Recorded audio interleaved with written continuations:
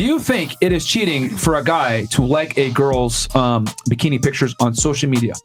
So like in my relationship, no. No. I would agree with Elena that you can like establish a contract. Okay. I just wouldn't recommend that contract for most couples, but like if you do you, if you want to like say no bikini pics for anything, yeah, that wouldn't be something I would enjoy. You wouldn't recommend that they allow their guy to do it, or you would recommend that? I wouldn't recommend making that like an established boundary in your relationship. I think there's better non-negotiables to make. Okay. Yeah. All right. So that's like fighting over like some pennies, basically. Yeah. Okay. Do you think social media facilitates cheating more from the female perspective or from the male perspective? Probably easier for women because they're going to be getting hit up a lot more. Yeah. Okay. You're just going to have men casting wide nets. So yeah. Okay. Greater So you think exposure. women are more okay? Yeah, I basically agree. Women? What you're saying, yeah. Okay. It's a red pill panel. What about you? Women. Women? Women, definitely. Okay. Women? What Yeah, about you? chicks. Yeah. Okay. Women. Okay. They're all gonna agree now. Yeah, no, definitely. We're all gonna agree. Yeah, definitely women. I would say like, yeah, I think women can get Yeah, away there you with go. it a little bit easier. Okay. And then what about you in the middle? Yeah, I feel Women? like we definitely push a little bit more. We Yeah. push Damn. more, like 100%. Is this universal women? I agree too. Damn. This is the craziest panel I've seen. shit. Yo, This is something that it's kind of weird because I feel like I have a more traditional view on this. I've said this before and people get really mad. In my opinion on social media, if you reach out to engage, then there's like a reason. So if you're in like a traditional relationship and you are monogamous and nobody's fucked around, I don't know why you would be liking like sexy pics on social media. I super don't understand. I know a lot of people said they were okay with it, but I don't know, like I can understand liking like friend pictures. If you've got like a friend group, maybe there'll be like a girl in a bikini who's like out with friends, like going whatever. But if you're just liking like random like sexy girl pictures on Instagram or sexy guy pictures and you're like in a monogamous relationship, I don't know why you'd ever do that. Like, you can look at stuff and appreciate it, but as soon as you start engaging, I think that was the word used, as soon as you start engaging, like adding likes or especially like DMing, I just don't know what the reason is other than, I don't know if guys will admit it or not, but there's like some like secret cope in the back of their head that maybe one of these girls will notice or some shit, or you can like reach out at some point. That's what I feel like. Like when people reach out on social media or engage, it's for a reason. Okay. that's a good point. Zico? I want to say that it's cheating, but at the end of the day, I think that I'd agree that it's pennies. I think it's going to happen regardless. And I think it's more important to get angry at other stuff that's more blatant. Like, it's like if I consider that cheating, then I would have been broken up. Yeah. I think a woman liking a picture or engaging is way worse than a guy engaging on Instagram or social media. I think that this might be controversial. Hit me with the sound effect real quick, Chris. I think the threshold for a female to commit an act of infidelity is far easier to break than for a man. And the reason why I say that is because sex is way easier for women to come by. So since sex is easy to come by for women, I mean, a natural byproduct of that is it's easier for you to cheat as well. I think for women, the threshold is way easier. Like, it's because the thing is that a lot of girls like to use the male metric of cheating. Like, okay, I didn't fuck him, so I didn't cheat. I would argue you cheated way before that. As soon as you start to entertain another individual or give him attention or whatever it may be, because women show their affection differently than men do, right? Women tend to do it from an emotional standpoint, from a communication standpoint, cognitive standpoint, versus for men it's physical. So as soon as a woman starts to entertain a man, or even if a woman puts herself in a light where she's trying to entertain other suitors with putting sexy pictures of herself, I would argue that is cheating, because that is how women flirt. Men flirt by overtly communicating, hey, I like you, I think you're attractive, I want to hit on you. Women flirt by, let me wear a red dress and put myself in a certain position where men will approach me. No offense. I feel like if you're in a restaurant and you see somebody hot or pretty, your guy or girl, like I think you can notice that and think like, okay, they're hot, they're cute, whatever. And I think that's okay. Everybody does that. If you don't accept that, you've got problems. Everybody does that. Yeah. But walking up to that person and saying like, hey, you're hot, or hey, you're really cute, or whatever, I think that's a different thing. And that's the difference to me on social media. Like when you're liking a picture, you're like making a choice to engage with it. Like I don't think there's anything wrong with looking at something on social media. But if you're a guy and a girl, why do you have to like the picture? That just seems, if you're in like a traditional relationship, I don't know why you would ever do that. Like why even start with that? I've studied Instagram for like 5 years, right? And it's funny because engagement is very important. So regarding relationships, for example, a man and woman, I look at it as like a closed door policy. Let's say, for example, we're together, right? Like, let's say me and you, and we have an agreement where I'm like only dealing with you, you're only dealing with me, and you like another guy's picture. This means, for example, when you lay a picture, he may say to himself, you know what? She might be into me. I'm gonna hit her up or DM her, which leaves an open door policy. So I'm just saying, like, if you start that interaction, it may lead to more, which may end in your relationship. So you never know. So going back to the example that you gave, Destiny, see, I think that valid, right? The guy is approaching the woman, but my argument is that the woman rarely approaches, if ever. Most women don't approach men. Yeah, let's be that's right. honest. But I'm saying, why would you even do it? Like, what's the point? I just don't know As why. a guy? As a guy? Yeah. Like, why would you, or if you were a woman, why would you tolerate your guy liking like sexy pictures on Instagram? Like, you can look at them and you can like them personally, but why would you actually push the heart? I guess that would come into like having that that boundary up front, like, you know, because most guys, they want to exercise options and have other girls, just that they don't have the balls to tell their girl that because their value isn't high enough to dictate that. So that's the truth. But most guys do want to have more than one woman. It's just the problem is that most guys can't actually pull it off. I would say overtly, at least they have to do it covertly, like, oh, you're the only one. Right. Meanwhile, you know, they're having sex with other chicks, but they can't tell their girl that, because if they tell that, like, you motherfucker, you're a bum, you barely got me, what the hell, you have the audacity to cheat on me, versus you're an attractive multimillionaire, I'm gonna have sex with other women. Well, then at that point, she's got to really make a hard decision. Am I going to lose this guy who's a 1%er, less than 1%er, and for my ego, or am I going to tolerate him having sex with other women, but I'm the main girl? And I think a lot of girls, if your value's high enough, will share you. So then the answer is you can like the pictures, but have a secret Instagram account to do it. That's what we're really saying. Why are you trying to really say this? I tell guys not to like girls' pictures. I think that's one of the worst things you can do as a guy. Validation for no reason at all. Yeah, she didn't earn it. Like, shoot a DM or whatever, but like liking her girls' pictures, I think is very stupid. That's even farther. Now you're like in the, I hope she responds to me. Now But I mean, as like, don't give her like that validation, like overtly, like, hey, just make a direct message. I think you're attractive. What's your number? Whatever it may be. And if she declines it, then whatever. Yo, you know what girls do, bro? They're like 3 photos of your profile, girls, and comment, and then that's how you respond to them. Like, okay, cool, she's into me, I'm gonna respond to her. Why do you draw the line at likes, though? Why is that you have an open relationship, but likes is something that you have a strong opinion about? I don't care. We obviously don't. We don't care. The two of us. But I'm saying for traditional people, like, here's my view on. Well, now you guys are on this weird fucking one-ended open shit, so I don't know what that is. But for 99% of the people listening, for 99% of the people listening, okay, for 99% of men in relationships, I think that the goal is to keep yourself out of dangerous territory as much as possible. Because I think that everybody, men and women, will cheat if you put them in the right scenario. It will always happen. You cannot avoid it. It will. I don't care about any of this pair bonding, women loves bullshit. If you put somebody in the right situation enough, they will fucking cheat. It's happened to everybody. So when you start getting on Instagram and you start liking women's pictures, like, you know, you've liked a ton, eventually you're going to want to send a DM to somebody, you're going to start commenting, like, you're just putting yourself down a path that you don't need to go. There's no reason why you need to be liking other people's pictures on Instagram, unless it's like friends or whatever. Like, why would you even What don't you understand about the one-ended open relationship? It just seems wildly like disrespectful. Like, I don't know, like the woman has no respect for herself in a one-ended open relationship. That's what I would say. What does that do with respect? If she's happy. Well, if I'm with a partner, I want my partner to respect me and themselves, and I want them to have respect. And what am I getting out of it? Yeah, I think it's wild. The one-ended open relationship is just crazy. She has to be with me. Yeah, but isn't that like, it's a human? I'm also a human. The only way that works is if you pull a woman that's way less than what you should be pulling. That's what I would say. Because if you're pulling a woman that's on your level, she shouldn't tolerate you fucking rad. Why do you care so much about level? Why does that matter in a relationship? Well, you guys are the ones talking about pulling people that are appropriate, right? If you go to a trailer park, you pull a woman that like fucking level is like in terms of success and stuff like that. I don't look at that in terms. I'm saying that if we are pulling about our level, whatever we determine our levels to be. So for you, it might be like youth, attractiveness, or helps you get just compatibility. Not just compatibility. That's mainly what, if we get along, that's what's most important.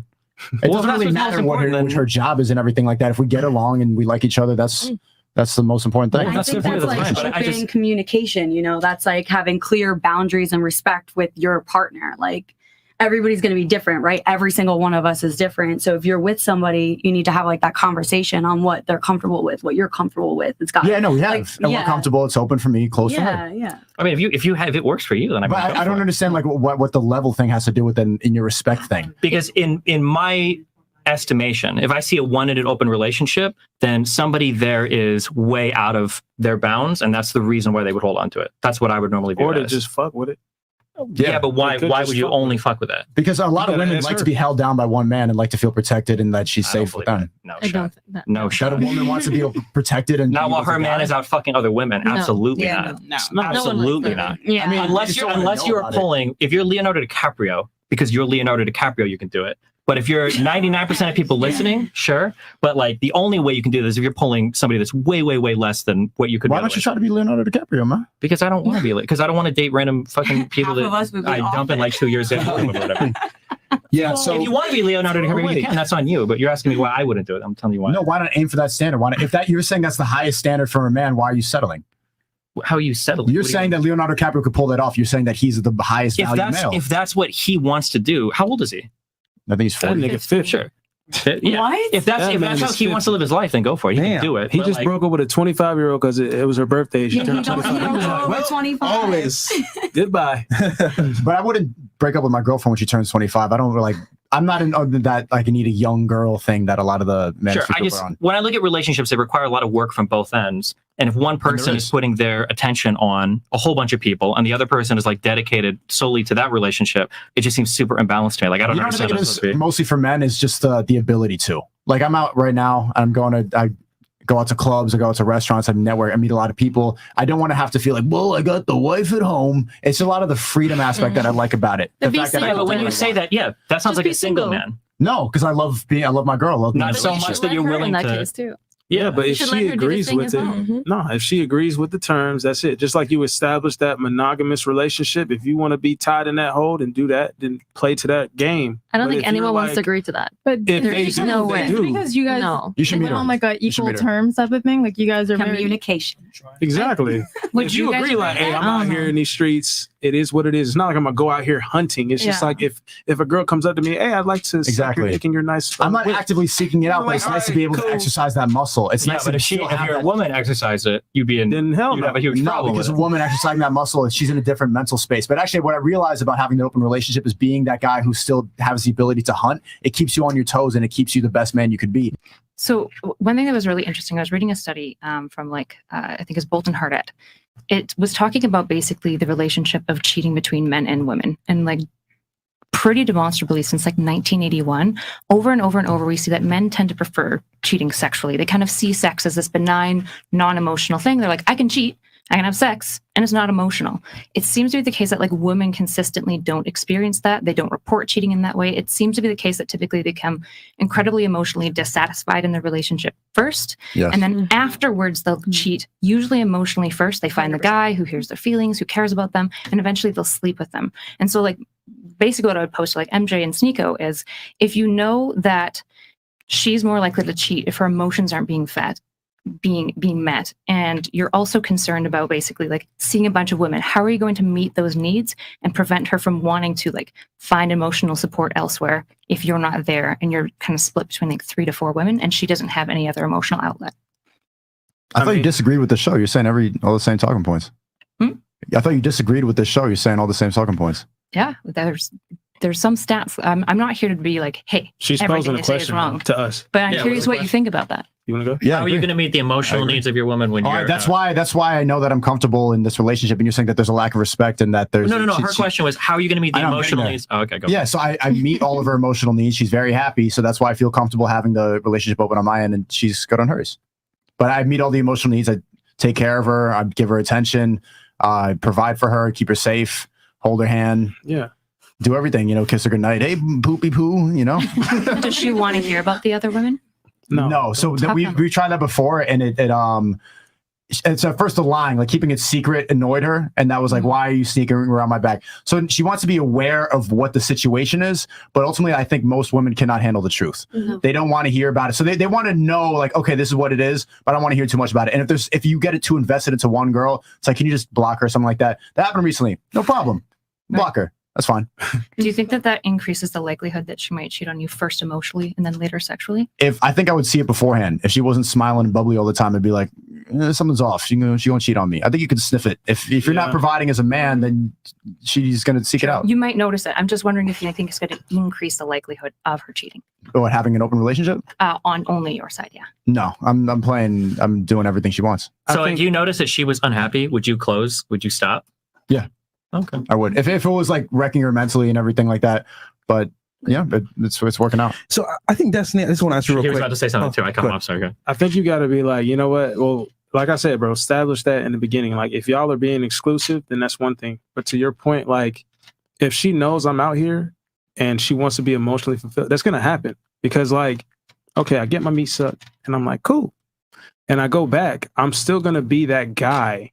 Like, I'm gonna be that guy that'll hold your hand when you need it held. I'll cuddle with you if it needs to be, right. But I'm still gonna be that savage when I need to be that savage. So I might ignore you and then look dead in your face and be like, yeah, I'm ignoring you. and that's going to satisfy your other emotion that needs to be stimulated. And then later that night, you're going to want to, you know, fuck and then cuddle after that. And then that's cool. And like, it's a whole spectrum of women that y'all don't even realize sometimes. You need to have everything hit on a certain note. And I already understand that. So for me, no, that wouldn't affect it. Open-ended on my end is going to literally, it's not going to change anything. I don't think, and to your second question, would that increase her chance of cheating? I don't think it would. I think it's going to be the same regardless. She's either going to or she's not. But if she knows that you're that dude, chances are she respects you. She don't want to mess not that up. going to. Exactly. Yeah. You know, I'm just getting Can I my meat comment sucked on that? on the side. Good.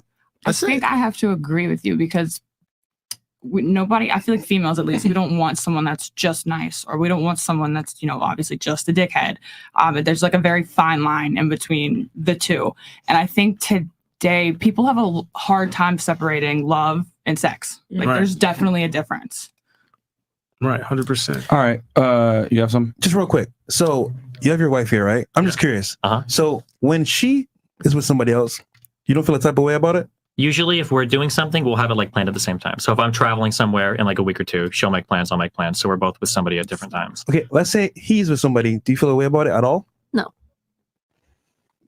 Okay. There you go. Yeah, I mean, yeah. All right. So But, like that isn't. So let's say you go on a trip, but you're at home. We'll And usually I'm not try at to home. plan. I'm traveling out Yeah. somewhere So you're else. traveling. Too. So like because he's gonna go do his thing, you're gonna have to plan your own thing also. So that's not as organic then, isn't it? Or you No, don't it's care. back and forth. If I say, "Hey, I'm gonna go see someone," he usually sees someone. Or Like when that you're way. big, when you're like big in like the Twitch YouTube world, you've got like a million girls Yeah, or Because guys that's hitting like you up what works for constantly. you guys. Yeah. So do you guys feel like there's any depth in that relationship? With the other people or with I don't us? mean in a disrespectful way at all. Like Between us or with other people? with you two. Yeah, of course. Of course. Like in what way though? Like I mean, how we live like, for together, we example, travel like, what together, I we mean do when I all like say the that. gay relationship stuff. Like, yeah, I mean, like what, the kids cooking. Wait, do you cleaning, think? the Do you bonding think the stuff? relationship is just about sex? No. So Absolutely not. what else is it? I'm saying like if let's say a monogamous relationship, a woman has her roles, a guy has his roles. There's some form of 50-50, but it's not financial.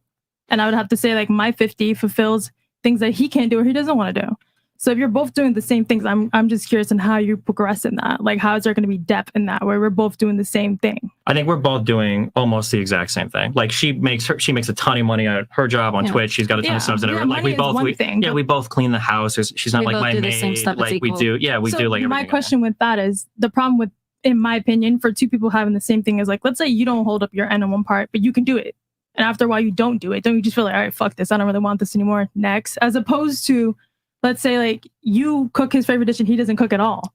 And you're like, I can't lose her. She's like my favorite dish cooker. I can't lose her at all.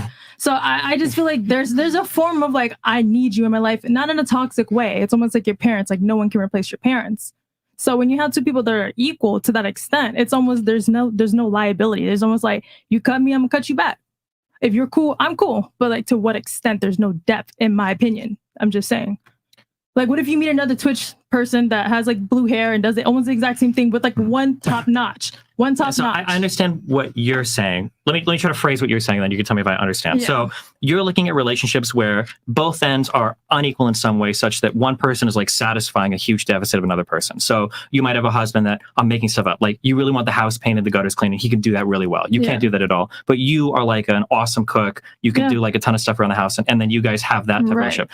I understand that. I respect that. I think it's really cool if people have relationships that work that way. Me personally, I don't like that kind of relationship. Like I'm looking for somebody forever. I like people that are like on my level for everything I want to do. Like if I want to record. How old are you? Do you mind me asking? 33. So you can see yourself flying and fucking strangers up to like 40, 50, 60. Like that doesn't bother you? I don't know how long I want to do it for. Like it's tapered off a bit. Like last year was way more active than this year. Which like maybe so some then you years can see yourself slowly like changing in eventually because it's almost but like that's a fundamentally different question on how long I'll be interested in like fucking other girls versus like the type of partner. I get even that, if my relationships was totally closed. Right. So like we've had conversations like what kind of relationship we have, whatever. Even if it was totally closed, I still want somebody that looks like a partner to me in most ways. Like we're not like fulfilling each other's deficits so much as like we both are on the level to do a lot of shit together, like career wise, household wise, travel wise, or whatever. We're both like on the same level to do that. So you want a friend? Roommates. I get like the best friend, right? Here's the thing. I mean, you know, obviously Destiny has his relationship, but we don't have to focus on that because obviously the whole conversation started with because Destiny disagrees with the whole one-sided thing. And just for all the ladies here, basically, you know, me, Sneeko, Fresh, I think MJ as well agrees with this, that men, if you're going to be in a relationship, the guy can be, open and the woman be closed. And I know that obviously draws a lot of criticism. That's sexist, that's misogynistic, that's whatever. So I'm going to explain why it works on the male side. However, it does not work on the female side. I'm going to break this down from the beginning, from the foundation, and then break it down why it makes sense. So for us to understand this, we got to understand, number one, men and women are different, correct? Could we all agree that we're different? Oh, yeah. Okay. So would it be fair to say that men and women have different sexual strategies? Yeah, men are like more animalistic in their instincts, and women think with their heads. Yeah. Incorrect. But anyway, so that's fine. I'll go through this systematically with you guys. So men want open sexuality with as many women as possible. Women typically want security from the best man that they can get. So in other words, men want quantity, women want quality. Okay, fair enough. Can we agree on that? Yes. Okay, next. Now that we understand this, when a woman does have a man that she wants, she typically wants security from that guy. Let me ask you ladies a question. If given the option, would you prefer to be having sex with multiple guys or having sex with one guy? One guy. One guy. Okay, pretty universal here. That most of the women here prefer to have sex with one guy at a time, correct? Right, and preferably that guy would be providing you the security as well, correct? Except her. Okay. I don't. I sleep around. Okay, and that's fine, and that's fine. I like being single. Well, but would you prefer to have one guy that sleep around with women, or do you not care? It could be men or women. It could be anyone. Okay. Yeah. So for the majority here, though, the majority of the women here want security from one guy having sex with one guy, correct? Yeah. Okay. Now for the guys, if left to your own devices, you would want to probably have sex with multiple women, correct? Would that be fair to say? True. Okay. Amen. So now that we've established the foundation that men want sex with quantity, women want sex with quality, and they want to adhere to that, my argument is this. If a woman gets security from one guy, they typically don't want to have sex with multiple partners. However, if a man has the best girl in the world, he's still going to want to have sex with other women. Okay? So think about this. Let's think about algebra. You got to equalize on both sides, right? The woman is getting what she wants. She has security from that man. She got the best guy that she can get. Bam, she feels satisfied. The man, however, he's still missing something. This is where the infidelity comes in. So even if a guy has the best girl ever, I've said this a million times on this podcast, women get mad when I say it. You're never going to be enough for your guy. Men have an insatiable thirst for sex and they want variety. You're never going to do it by yourself. Okay? So some girls accept this and some girls don't. Some girls accept it by doing threesomes. Some girls don't like it. Like, no, you're going to be monogamous to me, and he steps out anyway. So the only real difference is guys of higher status basically tell the girl, hey, I'm going to cheat anyway. You could pick what you want to do. And guys of lower status typically lie about it. So my thing is this. The men are typically losing when the woman gets security because she's getting what she wants, the guys are getting what he wants. Now, this is where we get into the controversial part. The reason why it works when a man is open and a woman is closed is because of two reasons. When a man is open on his end, it does two things. Number one, it keeps the girl on her toes. Why? Because we know that when women can be replaced to behave. I know that sounds sexist or whatever it may be, but a girl needs to like the guy more than he likes her. One more time. The girl needs to like the guy more than he likes her. Why? Because women need to know that they're getting the best deal. How does she know that she's getting the best deal? Well, when she's not sure if she has that deal, full grasp. I hate to say it like that, but that's the reality of the world. So if the girl likes the guy more, she's not going to have time to sit there and want to entertain other guys because she's already being emotionally satisfied because that guy is better than her, in her eyes at least, and he can replace her anytime. However, if she's the main girl and he steps on and has sex with other girls, that does two things. Keeps him attractive to her, and on top of that, keeps him attractive. Why? Because to get new girls, what do you have to do? You have to stay in shape. You have to keep your game sharp. You have to still dress well. You have to be a sexually attractive male to get other girls, even though you have a girl. So it works for both parties. The girl's chasing that guy's validation, so she feels like she has the best deal. The guy's getting the women that he wants, and he still has his main chick. So I look at it like it works on that side. And if you guys don't believe me, since the beginning of time, many men have had hordes of women. I've never seen it the other way around, though, because guys have an issue with girls that are promiscuous and guys have an issue with girls that have multiple partners. However, women, even though they say they have a problem with guys that have multiple partners, the reality is if the guy's value is high enough, the woman will share him. This has been proven since the beginning of time. That's why powerful men, strong men, have always had harems of women, and the women accepted it because their need for security with that high status guy overrides their ego and their need to be monogamous. Monogamy is typically what guys resort to that don't have the value to go ahead and get other women and or they lie about it. But any guy, if left to his own devices, is always going to want other women. It works because he's able to keep his attraction high. The girl gets what she wants because she has the best man. She's just going to have to share him sexually. If the guy is that worldview is totally okay with me, As long as you're okay with the woman upgrading as soon as she finds a more financially successful guy, you have to accept that. Then. I agree. Okay, So the second she sees somebody, the second she sees somebody that can offer her more security, more financial whatever, and she sees a guy and then she leaves, then that's fine. It's and then more she'll than give just finances when you talk about security. No, it can't be. If you want to do the Evo psych bullshit, it's just about security. Security is not finances. Security is mental. It's if you want to talk about other types of security, one security is that your man won't step out on you. That's a big piece of security for a lot of women. That you know that your man can go to places and he's not going to fuck around. That's a big piece of security. But you don't want to provide that security. You want to talk only financial, only stability. If you want to do that, that's fine. No, but if she finds a bigger castle, she should be able to leave you, and you can't really. So I should let me delineate a little bit what I meant by security. So obviously you're providing for her, right? What I mean by this is you're providing for her, right? She has the last name, she has the house, you have children with her, she has these tangible assets to her name that protect her position. Because she knows she's the main girl. She's the one that you actually bring out. She's the one that gets the ring. She's the one that gets the gifts, etc. The other girls just get dick and nothing else. So that's how you assure that woman feels that security. Because at the end of the day, if she feels all you really got to do is make a girl feel special. And once she feels that you've invested in her, and she's also invested in you, because remember, she's chasing your validation. That's why it's so key. I tell guys all the time, the girl must like you more than you like her, because she needs to feel like she's getting a good deal. And the only way she's going to feel like she's getting a good deal is when she feels as though she's not sure where she stands with this guy. I hate saying I don't understand. It feels like such a male centric. Like, how do you feel secure when your guy could walk out and knock up another girl? What is secure about that? Well, I told you the having the house, the last name, that doesn't keep you from knocking up another girl. Last name doesn't keep you from knocking up another girl. That's true, right? That's true. But here's the thing: that guy is going to be heavily punished if he leaves you. Because we live in, obviously. Well, hold on, no. The woman is punished. Yeah, favors women to keep the kids. Oh my gosh! Of course. No. But the guy. Hold on. No, you don't really believe this. A single mom is fucked way more than a single guy. 100%. Yeah. 100%. But here's the thing. What? So you were just talking about finances. Is this new? Single fathers get fucked financially. Let me address that. Let me address that because I see the argument he's making. He's saying like, well, you'll make her a single mom, and that sucks. My argument is that there's a reason why the phrase "it's cheaper to keep her" exists, because most guys will stay in the relationship with the girl even though they're miserable, because they know if they divorce her, especially if they're a breadwinner, which again is a big part of you staying attractive, you're going to lose half of your assets. You're going to lose your children. You're going to have to pay her alimony. So most guys are not going to leave their girl. So is what I'm trying to say. You have to pay that. Why do you pay alimony? If you're married for more than 10 years, you have to. I'm asking why you pay alimony. You have to keep her lifestyle at a certain level when you were together. No, it's because she's forgoing her whole career in order to do the children thing. So when you leave, the reason why you pay alimony is to compensate her for the fact that she's thrown her life away on the family that you just walked out on. But as a man, as you age, you're a 35-year-old dude, you got kids, nobody gives a fuck. You have kids without a mom, nobody cares. You're still fine. And not only that, but you had a woman take care of your kids the whole time. You can build your whole fucking career. You don't lose anything. If you walk out of a relationship, you're both 32 years old, the woman has 2 kids, it's right. You can laugh, but you guys will say, like, how many people here know somebody that like how many people knows a girl who had a baby daddy walk out on her that never fucking paid child support? Everybody knows that. So to act like child support is a 100% thing. Also, you're talking about splitting assets, breadwinner, all that shit. People making $45K a year aren't thinking about this shit. People making $35K a year aren't like losing their $2 million nest egg at 27 when they leave their baby. That's what I'm trying to say. A lot of these women don't even go to court. A lot of them don't even get married, right? But Destiny, you're missing my argument. Isn't that divorce sucks? My argument is simply that men are less incentivized to divorce women, especially when they've had children with them and they've married them and given them like some semblance of security, because men understand that divorce destroys them and women have everything to gain. So that's my argument. Women initiate 80% of the divorces.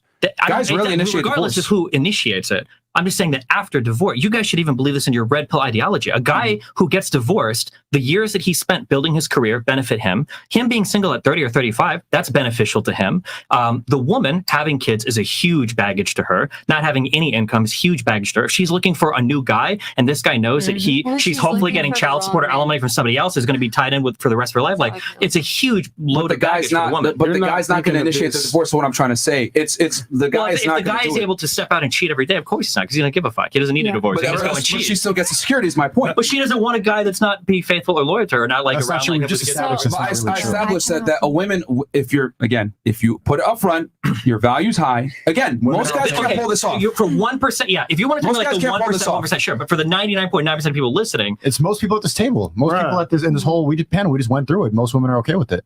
Okay, if we want to do like advice for YouTubers, if we want to like crowd in and just do for guys that are making like big 6-figure, Well, we're saying 7-figure that we're income. encouraging people to become high value men so they can get to this point. All we're saying, Yeah, but 99% of people listening aren't going to be in this They're not position. gonna They do should that. strive to do that. It's not settle But this. not everyone is going to reach that. It's Yeah, got to be well, winners and losers at the think- end of the day. Yeah, there's That's got to be fine. winners and losers. I'm just saying that it's possible, and guys can definitely do this, and women will share you if your value is high enough and you know what you're doing. My thing is that it always works when the man has the leverage. That's my main argument. Yeah, I agree with that. The leverage. The man, the girl just likes it. Like Well, sometimes that girls too. just like hooking up with girls. I understand that, but the whole point here, remember, the whole argument, let's bring this back to where this started. The argument is simply this. It works when a relationship is open on the male side and closed on the female side. It doesn't work the other way around typically. And the reason why I said that type of open is because relationship. and this is the men best are one. naturally, not attracted to women that have sex with other dudes. Now, there's some Yeah. guys out there that can tolerate it for sure, but most women want to have sex with one guy. Most guys want to have sex with multiple girls. So both people are able to establish their sexual strategy, assuming the guy's value is high enough, he knows game, has game, and his value is high enough, and the girl understands her place. You got to be open about it, of course, and most guys can't pull this off. But what I'm saying is that guys are going to cheat anyway. It's just that some of them do it surreptitiously because they don't have the value to tell their girl overtly, I'm going to step out on you. So That's one all. thing I wanted to clarify, when you're talking about like you're providing for a woman, you're talking about mostly tangibles, which is inherently connected to money, correct? Yeah, but of course you're providing for her emotionally as well. How are you going to do that well when you've got like 20 other women on the go? Not Especially when you're You're not saying going to have 20, but You can still do it. It's not on the roster. It's just like once in a while, you just want your dick sucked or something like that. you want like two or three, or is it just like casual sex? just casual, and really the repeated thing is when she starts getting her emotions involved and stuff like that. It's better to keep it like 1 or 2 or 3 times. Do you think it's easier to feel emotionally connected to somebody that you trust or to somebody that you inherently can't trust because you know them? No, that is trust if you establish that this is what we want in the relationship. How do I trust you if I know that you're going to replace me? No, I don't want to replace my You the girlfriend. bottom Okay, chick. maybe I should orient my conversation then towards Myron instead. okay, go ahead. So, So I don't think replace- I think Myron doesn't want to replace the main chick either. Yeah, so ladies, you got to understand that for us, and I know it's kind of difficult to understand a little bit because for you guys, sex is emotional. You can't fathom the fact that you're having sex with someone without some kind of emotional tie. Not me. But for, Hello? okay, Yeah, well, seriously. It's fun. So, You can't just say here's the all thing. women here. You know, I- you can't say I'm that. saying in general, most women have an issue with having sex with multiple men at the same time, and we established this earlier when I was asking my line of questioning. So what I'm saying is that since most women have an issue with that, it's very difficult for them to grasp this concept that having sex with other people but having a main girl. Now, you may be able to do it. You're able to do it with Destiny, but a lot of women aren't able to do that. Most women don't want to have sex with multiple men at the same time and or multiple partners. They want to get security from one guy, have sex with that guy, emotionally build with that guy. But what I am saying is that men are different. We can love you and have sex with another girl. And what I'm arguing is my ability to have sex with other girls and even enacting on that ability makes me more attractive to my girl because women are very attracted to something called pre-selection. But men, however, are not. That's why I'm saying it doesn't work on the open side for the female because a man doesn't need a cosign from his guy friends to know a girl's attractive. As long as you're specifying, that's for like the 1%. Because to 99% of women, their guy fucking another woman is the least attractive thing in the world. No, That's they're gonna like, actually disagree. She becomes more attracted to that guy. and she is actually into like the fetish of like cuck queefing No, or it's not whatever. a fetish. It's not a That's a fetish. No. That's Can I a clarify? fetish. For the men at home listening, if you cheat on your wife or girlfriend, she's not going to find that attractive. No. That is some wild don't shit. know. That is wild shit.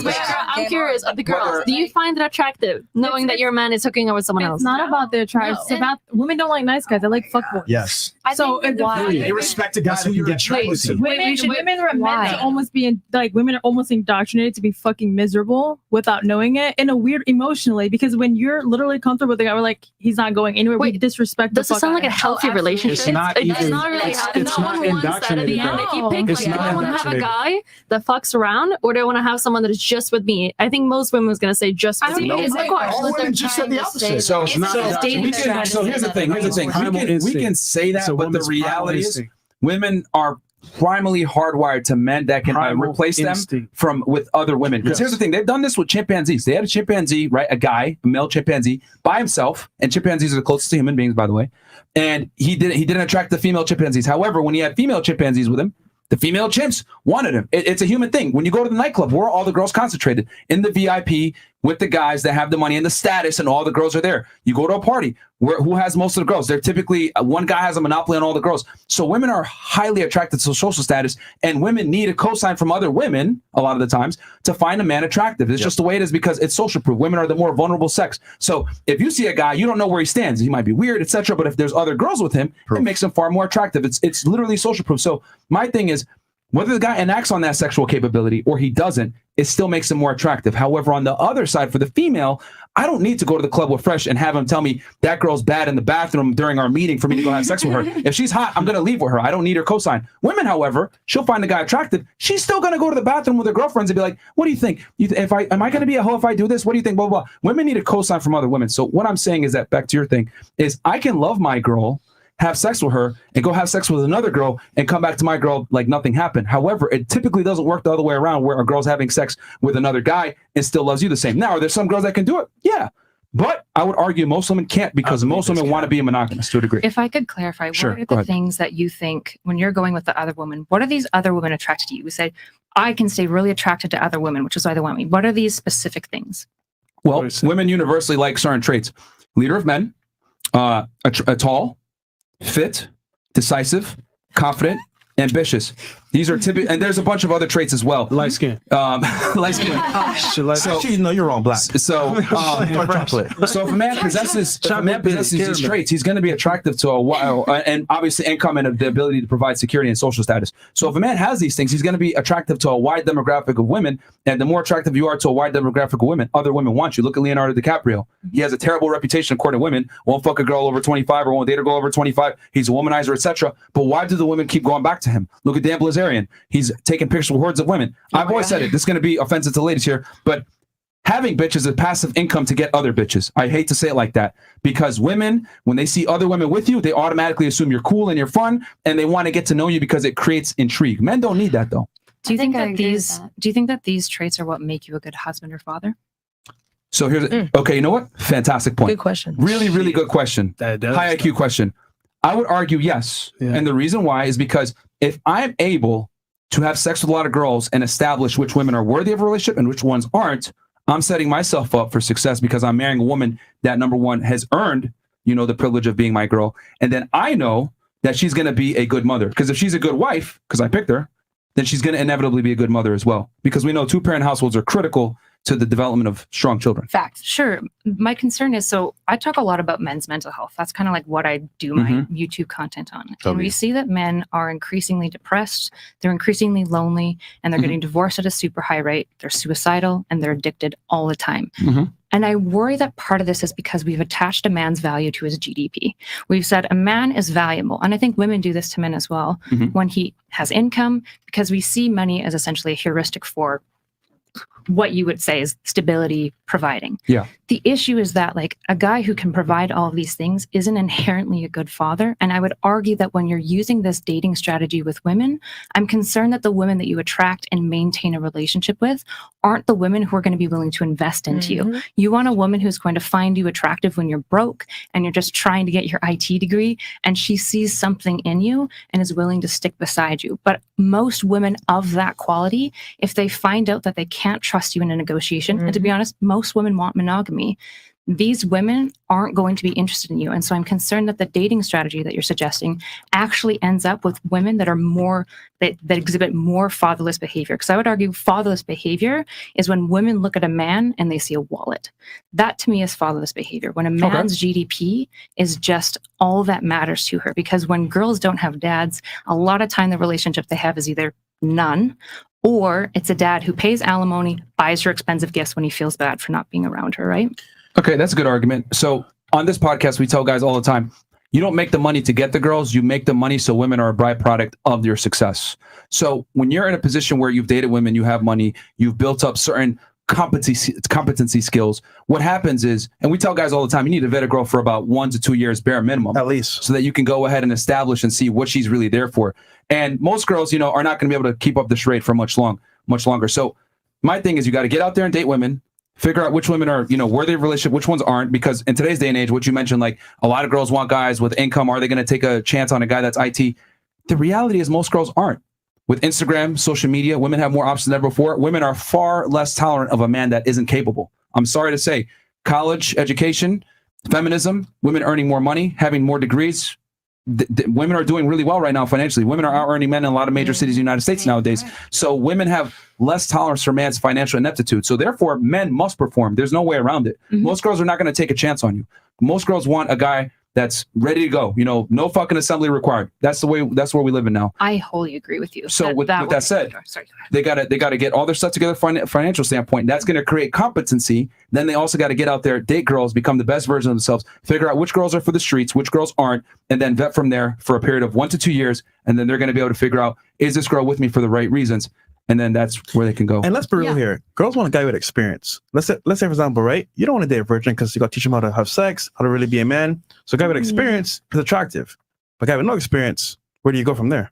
And these I are the don't think questions the that average girl wants a guy though with like 200 bodies. Yes, she does. But Absolutely. I'm not saying 200. I'm just saying, I don't think it with really experience. matters. No shot. As long as you care about that person. No, So shot. here's the answer to that question. Women are not even capable of like knowing the number. They don't want to know, but they want a guy who has fucked 200 women to be good enough to fuck her properly. They might want the guy. They don't wanna know the might want number. the type of guy that can get 200 women, but most women outside of the insane Miami circles, if you tell them you've got 200 bodies, Women she's not don't going to look at care. you twice. Women You're don't just care. saying. I think the Women don't point care. that they're That's trying to not- get at is that it's not about, oh, he slept with 200 women. The point is that women, we don't want to know, right? Exactly. And that's like kind of like weird how you put it that way, because like Why don't you want to know? They only don't want to know if the guy's a piece of shit. Like if you're a bum or a beta, they're like, I don't want to know. But here's the thing: if you have to ask that, and you're not the type of person that wants somebody like that, why are you even entertaining somebody that you have to ask that question? Exactly. I don't think their past matters that much though. Like if here's they're the thing. treating you right, like, and they're like open with you and nice to you and doing the right things for you, then what the fuck does it matter? Well, because that same guy will look at the woman and say if she has over 20 bodies, then she's for the streets. And then he's a jerk. Sure, I know, but that's what the argument is here. That like,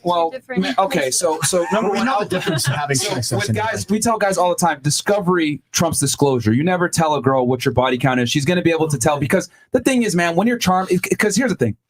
Women want a guy that's charming, attractive, etc. Right? They want to enjoy the pizza, but they don't necessarily understand what it takes to make said pizza. If you go to your favorite pizza place, right? Maybe down there in South Philly, right? They have a special formula. They have the dough at a certain temperature, the water at a certain temperature. So no one gives a fuck how the pizza's made. They just want to enjoy the end product. And that's kind of how women are when it comes to men. Yep. What they don't realize, though, is for that guy to get to that point where he's charming, he knows how to say all the right things, his place is nice, he dresses well, he knows what cologne to wear, whatever. Experience. It comes from experience. It takes from a lot of trial and error. Okay. So you might have to get 50, 20, 100, 200, 300 bodies, whatever it may be, to become the most charming guy. And the reality is, any guy that's extremely charming and good looking, etc., more than likely has a high body count, and he got it through experience, through trials and tribulations. So my thing is, most guys are not going to disclose, I had 300 bodies. But what I'm saying is that if a woman's with a man that she loves and admires and respects, and they're about to get married, right? And he proposes to her, and then they go on their honeymoon, and she finds out the day before their wedding, he had sex with 300 women, she's probably not going to call off the wedding. However, let's reverse it. If the guy goes ahead and gets finds out his wife had 300 bodies the day before their wedding, he's calling off that wedding, because men have a way larger vested interest in a woman's past from a promiscuity standpoint. And that's one of the double standards, one of the few double standards that doesn't benefit women. Wait, men can and I women are ask not the same when it comes to sexual past. Sorry, go ahead. So how do you care about a woman being good in bed at all? That's to be honest, I'll take a girl. Do you think a woman that has had more experience is good? So in bed better I would than argue someone that hasn't had any experience. It does not matter that much for women. I would argue most of the guys here, and most men in general, will take a girl that's less experienced with a lower body count and teach her over a girl that's extremely experienced and want to wife her. Now, when it comes to, and I want to make this very clear too, ladies, there's two hats that men wear when they're dealing with women. There's a relationship hat, and then there's a sex only hat. When it comes to a relationship hat, he doesn't give a fuck what her experience is. He would prefer it be less experience and I teach her, versus when it comes to sex only, cool, I want her experience up there because I'm not going to wife her. But when it Can I comes ask why? Was that? Sorry. Can I ask why? It's not that hard. Just don't use your teeth. Why? A What? Why do- woman why doesn't do you want to teach a not- man. What's the specific No. question? Why do you not want to have someone that's had more relationships in the past or more experience sexually? Why do you not want to date Use your brain by the time you get to that point. Pair bonding, it's like, for example, you've been through like four relationships, right? Where, for example, like it was bad to you, they mistreated you, treated you like crap. Then you meet me, you're like, you know what? I have trust issues because the guy from the past might be the guy in the future. So we're just saying less baggage, the better. It's not only that. Guys can have Wait, baggage but guys too, though, get right? baggage. Yeah, but like, Yeah, but men let's be real don't here, bring though. Not baggage really. up. As a man, it is your responsibility as a man to not complain. You don't complain as a man. You What don't about- sit here Well, and be nobody like, wants "I'm to hear about depressed." their I'm- ex. Like, Men don't do that. Real men do not do that. That sounds like you're not bringing up your baggage. Like this is the problem, right? For the girls that are saying like, That's I don't want to not- ask about no, the past. no, no, Past no. behavior predicts future behavior. Yeah, but so we're of talking about course men, you want to though. know about their past. Talking a about, little y'all don't bit. care. Yeah, but women don't but men care. don't like to Yeah, talk men, about any men that. here, So isn't that the men, problem, women do though? not care about your feelings. They don't care about if you cried today. They don't want. Matter of fact, that The turns them wrong off. women. They pussy dry up. I would say So the the- wrong women. To go back to her question, as far as like why is that a? Wait, can I ask another one then? Or I like, was going to answer the first Okay. one, but Yeah, go for it. oh, I mean, oh, No, it's fine. Go for it. You sure? I'll just ask. okay, because the what you asked was like, why does a woman's past matter? It comes from a biological standpoint. Like men are interested in making sure that the kid is theirs. So men have a deep rooted, biological urge to know that their girl isn't promiscuous because they need to be able to ensure paternity. Now, before all you guys say, well, what about there's birth control and there's paternity tests, whatever. Yes, I get that. These are minor conveniences. However, men are still biologically hardwired to want a woman that has a low body count, preferably no body count, because there's a reason why virgins have been valued since the beginning of time, because you knew the kid was yours, right? Okay. Just like, even though we live in modern day times now, women still want a guy that's over 6 feet tall. Okay, let's say that you meet someone that hasn't had sex for a whole year, but Yeah. like the year before that they had sex with like 50 people. Yeah. You know that there's not going to be a kid that came out of that, course. right? But So what is the problem with someone that might have not even dated like romantically and just like hooked up with like 50 people? So like, what is your problem with that in that case? because men, here's the thing. I'll keep it very simple. I boil it down to one sentence. Women are interested in a man's future. Men are interested in a woman's past. We're very different. We look at opposite things when we deal with the opposite gender. It is what it is. I don't make the rules. I just report So them. what is the problem in that case if there was only sexual interactions that was non-romantic with a woman with other men? Can I touch on that? Can I Because touch on that? men don't want women that have had a lot of partners. We're just hardwired to not look for that. Just like you're hardwired to want a man who's stronger and taller than you for protection reasons to enable your security. I think Men I'm are- stronger than them. absolutely not. What's your ideal? Here's the thing. You gotta remember that based on your answers, you're an exception to the rule for most women. Like you've given different answers, and you might be different. You're an exception to the rule. But what I'm arguing is that women look for certain traits in men. They look for security features. Men look for replication features. And when it comes to replication, a big part of that replication is I want to make sure that I breed with someone that hasn't breeded with a bunch of men, so that I can ensure the children are mine. What would It's a you say? hardwired trait. Hold on, real quick, because the coach has been winning for a while. Oh, they had something? Ladies on the Chris, couch. come on, man. Yes, I talk fresh. No, he told me. Ladies on the couch. How do you feel about this? Okay, so Can your man cheat? Would you be happy? Yes or no? no, I mean, obviously, no. I'm gonna say no, but I mean, I don't know, guys. I have a lot of emotion on it. I don't know. For me personally, if you're gonna cheat, it's a way of like running away from something that's inside. Like you're running from something personally. If it's not like you said, like in the cards, like y'all's relationship is a different story. Like y'all do y'all's thing. You have like what you respect out of each other. It is what it is. But if I'm going to look for somebody else to make myself feel better, I feel like it's just a scream out of like, I'm running from something. I need something filled. I can't get it from the person I'm with. I can't get it for myself. Therefore, I'm going to keep searching until I find what brings me happiness, because I can't bring it to myself yet. You haven't healed. Therefore, you're finding somebody to heal you. I disagree. I said it earlier. A man's thirst for sex is insatiable, and one woman can't satisfy it.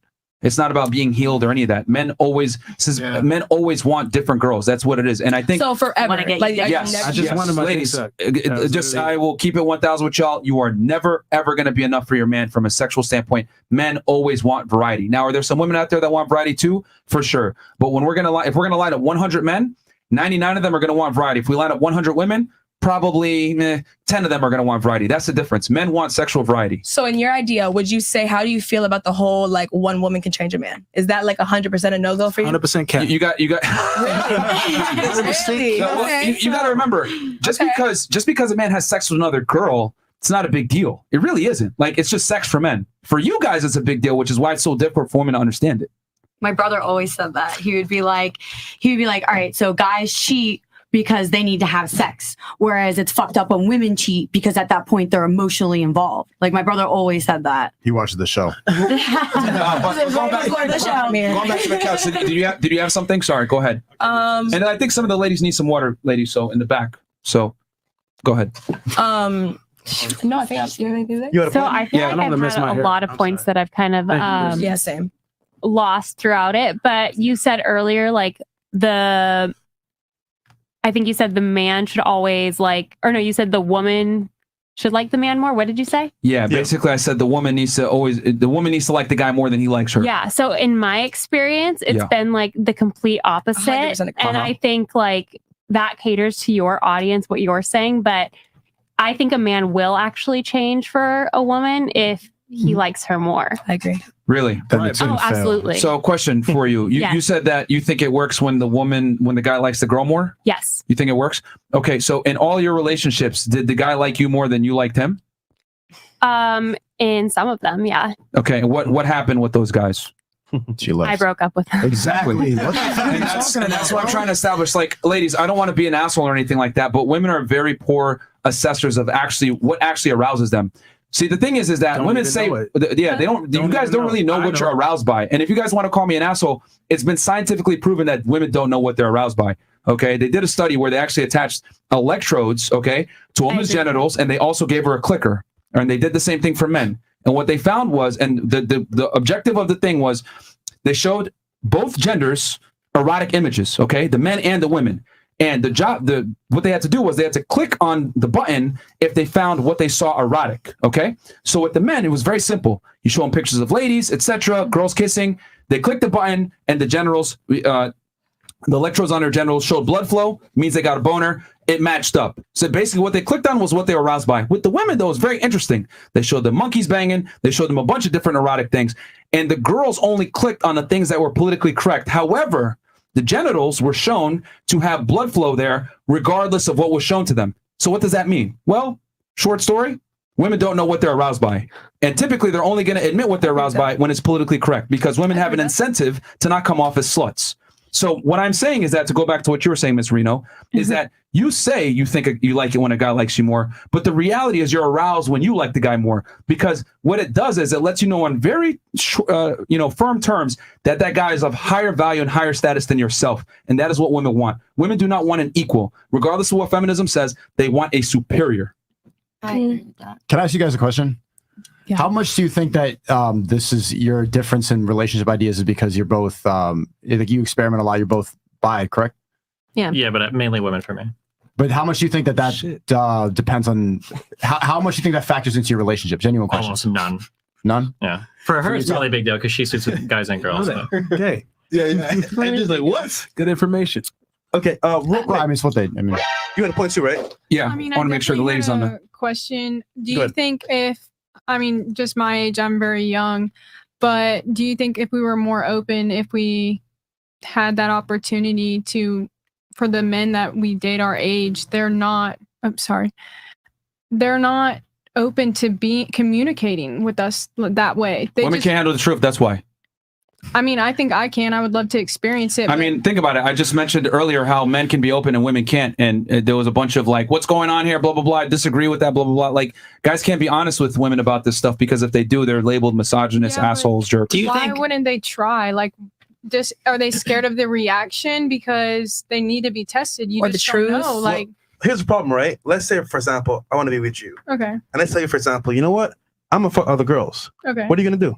I mean, at first I'll probably be like, I'm not sure Nope. how I feel about that. Probably nope. But But see, that's the problem. If I'm a guy, right? mhm, I'm not getting access to sex like I want to, and I tell you the truth, I'm going to lose you. So as a result, That's I'm going to lie to you. right. Make sense? But obviously, you don't want to keep me that Right. much. No, no, I do. That's You the whole ain't point. But I special. would want to know what I am to you. Huh? How do you like? I would want to know what I am to you. Where would I fit?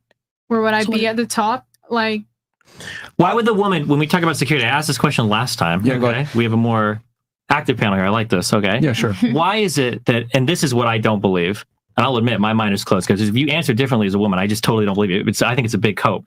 If you are a woman, you're 26, 27, 28, Yeah. and you know that your guy is stepping out and fucking 19, 20-year-olds, you can't tell me that woman isn't worried that he's going to run off with one of those women forever. And it might be okay when the relationship is perfect, but as soon as you guys start having fights mhm. and your guy doesn't come home that night, no shot that woman's not going fucking crazy. But that's a good thing. They need No. Hold on. This is the second big cope. This is your cope. Okay, sure. Go This ahead. idea that when you go out and you compete, your woman's version of going crazy is because this is like the story you're selling. Okay, that she's gonna see you stepping out as a guy. She's like, man, I need to get fit. I need to suck his dick. I need to play this. I need to do all this shit. I need to go fucking crazy to keep my man. She's gonna break your shit and she's gonna leave. She's gonna slash your tire and she's gonna leave. That's gonna happen 99% of the time. That's key. Women are inherently emotional. They like being with Men a are guy. emotional too. What are you talking Not about? the same way. Women Not the same way, but men kill each other. Like 98% of homicides in the United States are men. You can't say men aren't emotional. Anger is emotion. Women are attracted to a person that can manipulate their emotions and keep them in control, that can make them emotional. Men are not attracted based on what makes them emotional. We're attracted visually. Totally. How many times you guys talk about men getting friend zoned forever by some chick that's fucked their mind up? Men absolutely can get wired this thing. No, As soon as they get the pussy, they leave the friend friendship. zone has nothing to do with getting pussy if you're a guy. Friend zone is you're super in love with a girl and she's fucking playing with your fucking But mind. ultimately, that girl who's freaking out because you're stepping out and fucking younger girls, she will not leave you. That's the misconception. Girls don't leave immediately when you cheat.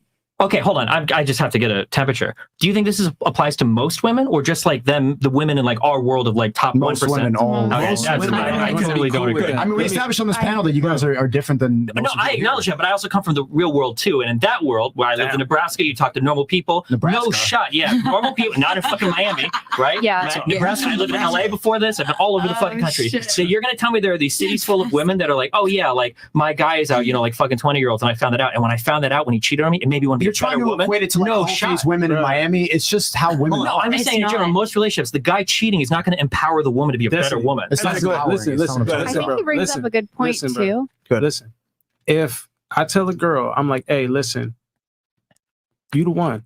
If I tell her you the one, and I'm out here doing my thing, but when I come home, I still have sexual attraction for her, and that beats everything. That beats money. That beats protecting. All that is still covered.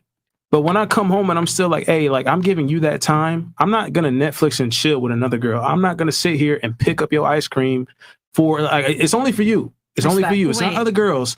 And I'm bringing that. She's the only one that gets all that. I have to make sure the only way it works is if I let her know, hey, you're the only one getting this. The other girls might get some dick on the side, but you're the only one getting the full package. And I'll make sure I give her the best dick. I like that. But that's about it. Like she's gonna be like, needs to know I hate this dude, but he's a dog. Can I ask the women to do that? Can I ask the women? Why wouldn't she pick someone that doesn't do that? Like, if it was the same you, but it didn't do it. How many men can do that? Okay, again, so the top 1% of 1% is what we're talking about. Make women come. Well, the argument is that wait, I don't even know if you guys believe in making women come. Is that a thing you guys care about? I thought somebody. Hold on. Wait, do you eat coochie? Well, wait,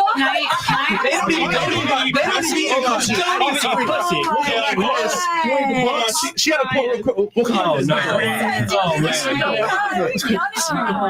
I'm eating coochie. I don't know about the rest of the people, but I'm not I'll eat some coochie. All right, go ahead, couch, please.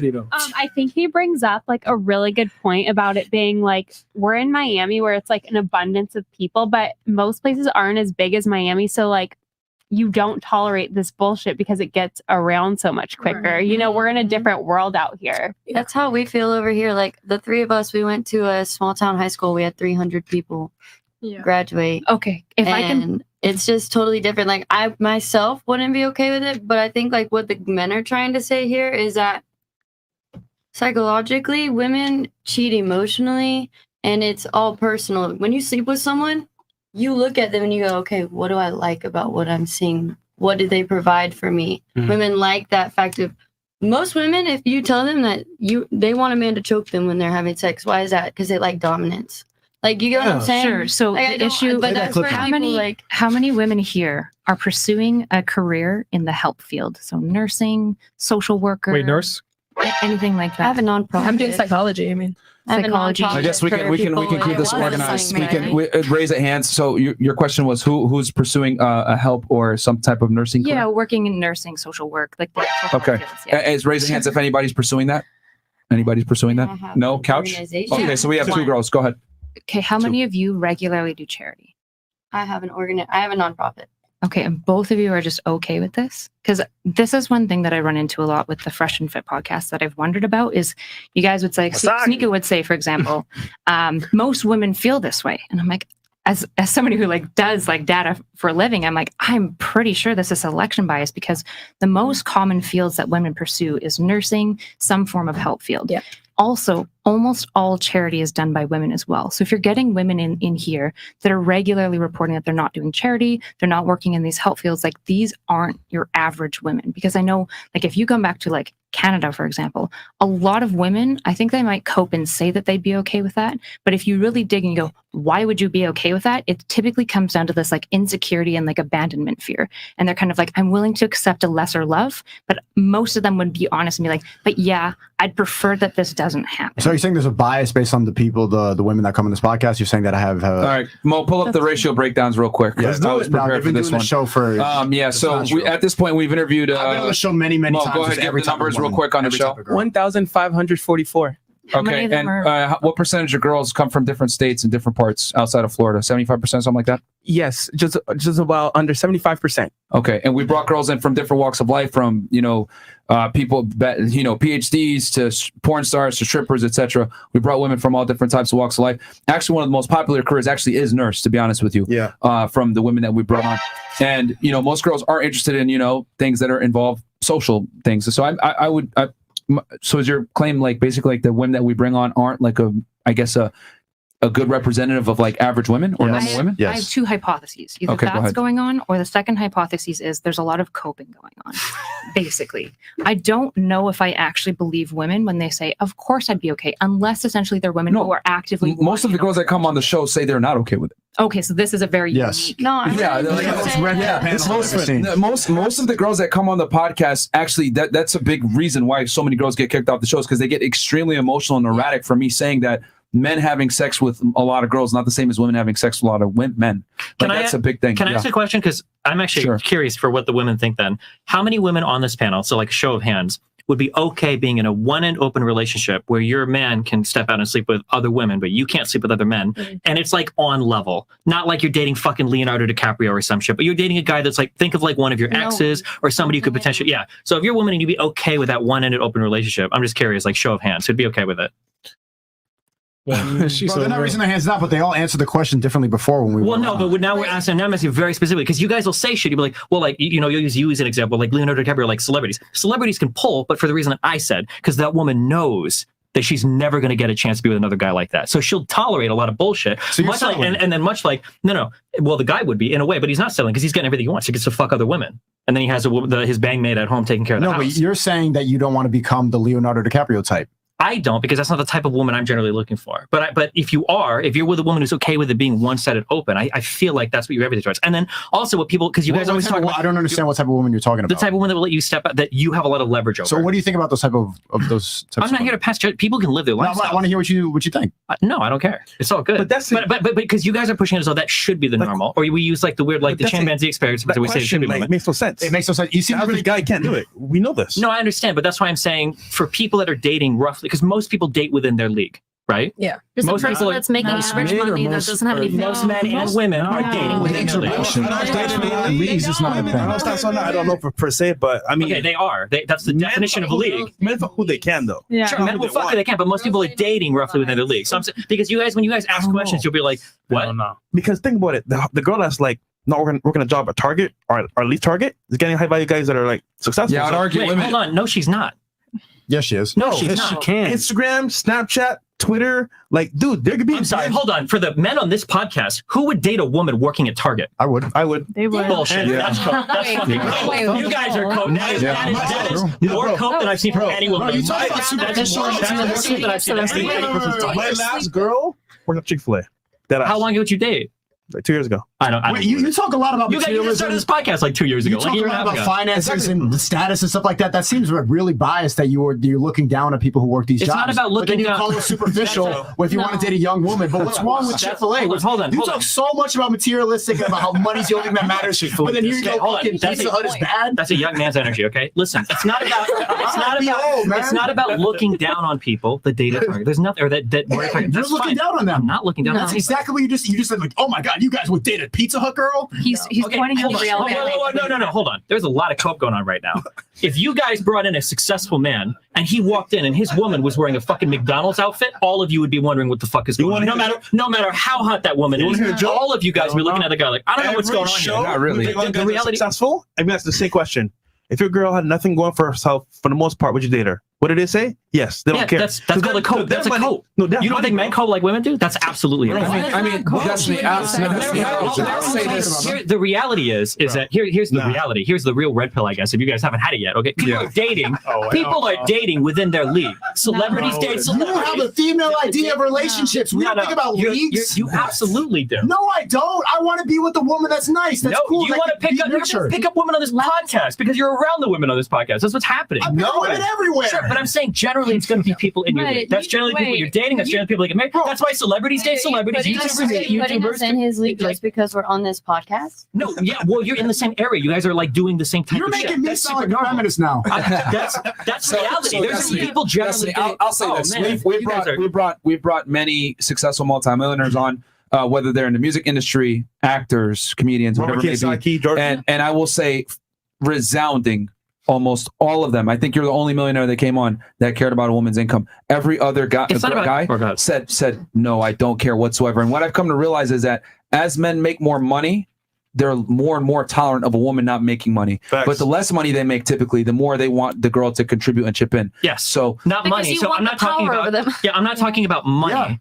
He's looking for a woman to make a lot of money. What I'm saying is that he probably wants a woman that's got her shit together and like doing stuff. Talk about general population. Yeah, like I would be, or maybe it is. And if it is, that's a lot sadder for the men than anything else. If you're a multimillionaire guy and you're dating a woman because she's hot on Instagram, that says more about your life than anything else. But that's what I'm trying to say is that these successful if you're a multimillionaire and you got a woman who doesn't make a lot of money, she's probably like running a nonprofit, doing shit for your business. She's out like communicating. She's doing shit. Yeah. She's not just like a random person that works at Chick-fil-A or whatever. You just said that was in his league for. That's what I'm confused about. When I say in league, I mean like you're roughly in the same areas working on the same shit. So everybody, well, at least for you guys. Say so. Like we all came on this show because we all wanted to express our personal opinions. And I think that every woman on this panel can agree that just because we don't personally want a man like that, we can agree that women and men are different in every aspect. So I do not want a man that steps out on me, right? Because that's me personally. But I do have the ability to think logically that men think with their dick and women think with their head. Do you want a man who's similarly attractive to you? Huh? Do you want a man like you're gorgeous, right? Do you want a guy who's similarly attractive to you? Like around the range, like within 3 points probably. Yeah, absolutely. Sure. But also do you want a guy who's probably got some similar values? Like what are some values? Family? You're literally proving my point here. No, I'm proving Steven's point. My point is that women, we can have our own opinions, but you have to think like universally. Like I understand where they're coming from. Now, would I put up with what they're saying? No. Well, most of them said they wouldn't do the one-sided relationship. There was like a multi-pronged thing here because there were so many different threads of conversation. So the first thing was men caring about women's income. We found resoundingly, we brought billionaires on, multimillionaires, they don't care. Yeah. The second thing is you mentioned on the first thing, to be clear, these guys need to like the fucking stream. Like the goddamn video. There's 21,000 you guys in here. Stream, okay? I wasn't talking about money for the first one, but go ahead. What was the other thing that we were discussing? I just slipped my mind. I don't remember. You agreed with all of it. Come on the show. Like, damn, that was a good point. And girls. Come on the show. Oh yeah, we talked about the demographic of girls. They're from all different, pretty much almost all 50 states. And then, so it is a pretty good representation of girls. We bring girls on, and I know that's like a tip. You only bring Miami girls on. That's a common critique. We actually do bring girls on from all different types of walks, which I don't expect you to know that unless you watch the show all the time. But we've been keeping stats. Damn it, I forgot. It'll come back to me. But did anyone else have a point? I saw someone else had their hand. We have 21K watching, only 8.4K likes. Come on, guys. Like the goddamn video. This is a very good discussion. 15K. So what I'm saying to you is essentially like Stephen is saying we broadly date within our leagues, right? For the most part. That's what it was. So if women date outside of their leagues, that's what I was going to say. Women date. I'll explain. I'll explain real quick. Please. I'll explain. I'll tell you what you're wrong. So okay, sure. So they found studies, right, that women that are average looking get far more messages, like pretty much the same amount, if not more messages than guys that are in the top 1% of attractive looks. So what I'm saying is that with the emergence of social media, online dating apps, how the world is interconnected in general, women that are average looking have access to extremely high status men. And not only that, these high status men talk to these girls. So what happens is girls no longer look at their localized dating marketplace. They're looking elsewhere because now with planes, the internet, etc., women are able to date way above their league. How many guys are dating women way below their league, though? Like, if you're a guy and you've got the pick of the litter, why would you pick a mid girl? You would fuck a mid girl on Tinder, and this is why I don't like the matches on dating apps, because you can fuck a lot if you're a top 1% guy, but you're not going to date every random fucking girl that you can. Hold on. I got my rebuttal to that. Here's the problem. When girls are able to fuck a certain caliber of guy, a lot of girls attribute their self-worth to that caliber of guy and think I can also retain a guy on this level. Exactly. That's what I'm trying to say. So they get access to these guys, they get flown out by these guys, they have sex with these guys, and then they think, you know what? I can get this kind of guy. And this is why so many women are delusional, quite frankly, with all due respect, as to where their value stands, because they conflate their sexual market value attraction with their relationship market value attraction.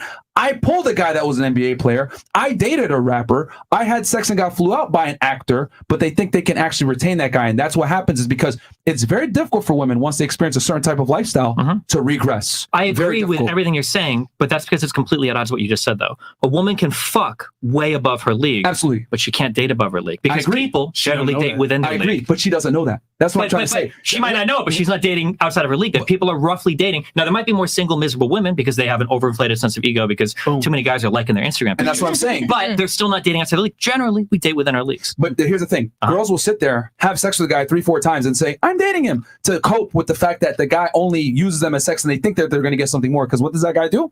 He dangles a fucking carrot. Lifestyle. Oh yeah, you're. I totally like you. You're so cool. I like your vibe. But in reality, he's having sex with 5-10 other girls. Sure, yeah, she kind of knows it, but she's kind of wants to be aloof to it because she's like, I'm with this kind of guy. And here's the thing. This might be controversial, but this is what I mean when I say girls will share a loser willingly over being with a they'll share a winner willingly versus being with a loser all to themselves until she turns 28, 29, 30, and that's when she starts to starts to look at guys that are a little bit more also nice guys. She starts to give them a chance. But what I'm saying is that with Instagram, Tinder, dating apps, etc., a lot of women have an overinflated sense of self-worth. They've dated a rapper before. I guarantee every single girl at this table probably has met a celebrity, been invited to some kind of celebrity situation, and or maybe been hit on by a guy of way higher status than themselves or dated a millionaire. Ask the guys here. We're not going to get opportunities like that unless we become a somebody. So what I'm saying is that a lot of girls conflate their self-worth to that type of guy and think they can actually attract that guy, which is why so many women are delusional. I brought women on this panel and asked them, what kind of guy do you want? Every single time, 9 out of 10 times, I want a guy that's 6 foot plus, 100 grand a year, attractive in shape, etc. And they think that these guys are walking around all over the place. And it's fine. But they don't realize that guy is less than 1% of the population. But why do they have this skewed perception of reality? It's because they deal with these guys all the time. These guys hit them up all the time. And they have I guess, an unreal perception about how rare these guys actually are, is what I've come to realize. A lot of girls, quite frankly, are very, very delusional as to what the average man is. When I tell them, the average man is actually 5'8" and makes about 40 to 50K per year. What? What are you talking about? That's a fucking lie. Not in my reality. I'm around high status guys all the time. We're also in Miami too, though. Like that's true. Yeah. That is the case. We've brought women. The scary you brought women that all have come over. to Miami, though. Yeah, but these girls are from all over. Yeah, the place. but the women that are going to Miami. They go to Miami for a reason. It doesn't change what they want. You don't Everybody fly else people doesn't out change from what they different want. states. Yeah, and you're not flying some women out random from bar. Iowa. Yeah, Not you from don't Des do Moines. that. No. But we brought girls from Iowa. That's what I'm trying to tell you guys. Like, I don't think you guys understand. Instagram, dating apps, the internet has changed the game. The landscape. Yeah, but in Miami, the game is so much different than any of. Even in LA, it's not as crazy as this fucking place. In Pennsylvania, Timbuktu, they're still on Instagram, bro. They can get flown out. It doesn't matter where you are. I think it's the same everywhere. If you're in a major city, like you're gonna be fucking people. That's because you're a girl. You get 20,000. Yeah, I moved around a lot, so I've lived in a lot of different cities. And if you're in a very populated area, like people are hooking up. They're right because you're on the dating apps. If you're living in East Bumblefuck, then you're living in East Bumblefuck. So if you're in a city, Philly, New York, Miami, LA, Vegas, it's all the fucking same. It is literally all the I don't know, same. man. The Miami place has been different than each I've place been to been Dallas, different. Vegas, LA. It really is. And here's the other thing too, Destiny. Like, let's be honest. What do young, attractive girls typically want to do? They want to go to the major cities. Yes. And when they go to the major cities, who's going to be there? Higher earning, higher status men. And a lot of girls will get on a date.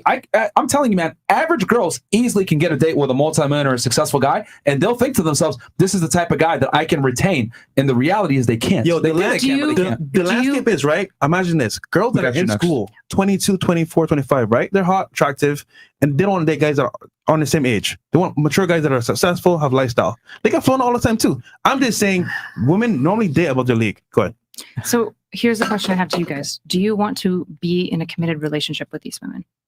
Yes. Us in general, or do you mean the women that you're describing that basically think that because they can sleep with a really like high league man that they're dating or whatever? Are these the women that you typically, or what is the woman that the high value man wants? Well, you wouldn't want to ask these guys because these guys are like top everyone here is like, No, like what a I'm normal asking guy them, wants. what do you guys like? What do the HVMs want? Like, what do high value men want in a woman as for like a wifey? What do That's you fair. guys? Let me tell you something. Why that high value man would be okay with a girl that works at Target, because she would be that ideal a lot easier than a girl who would like be posting bikini pics. I think somebody said that on IG.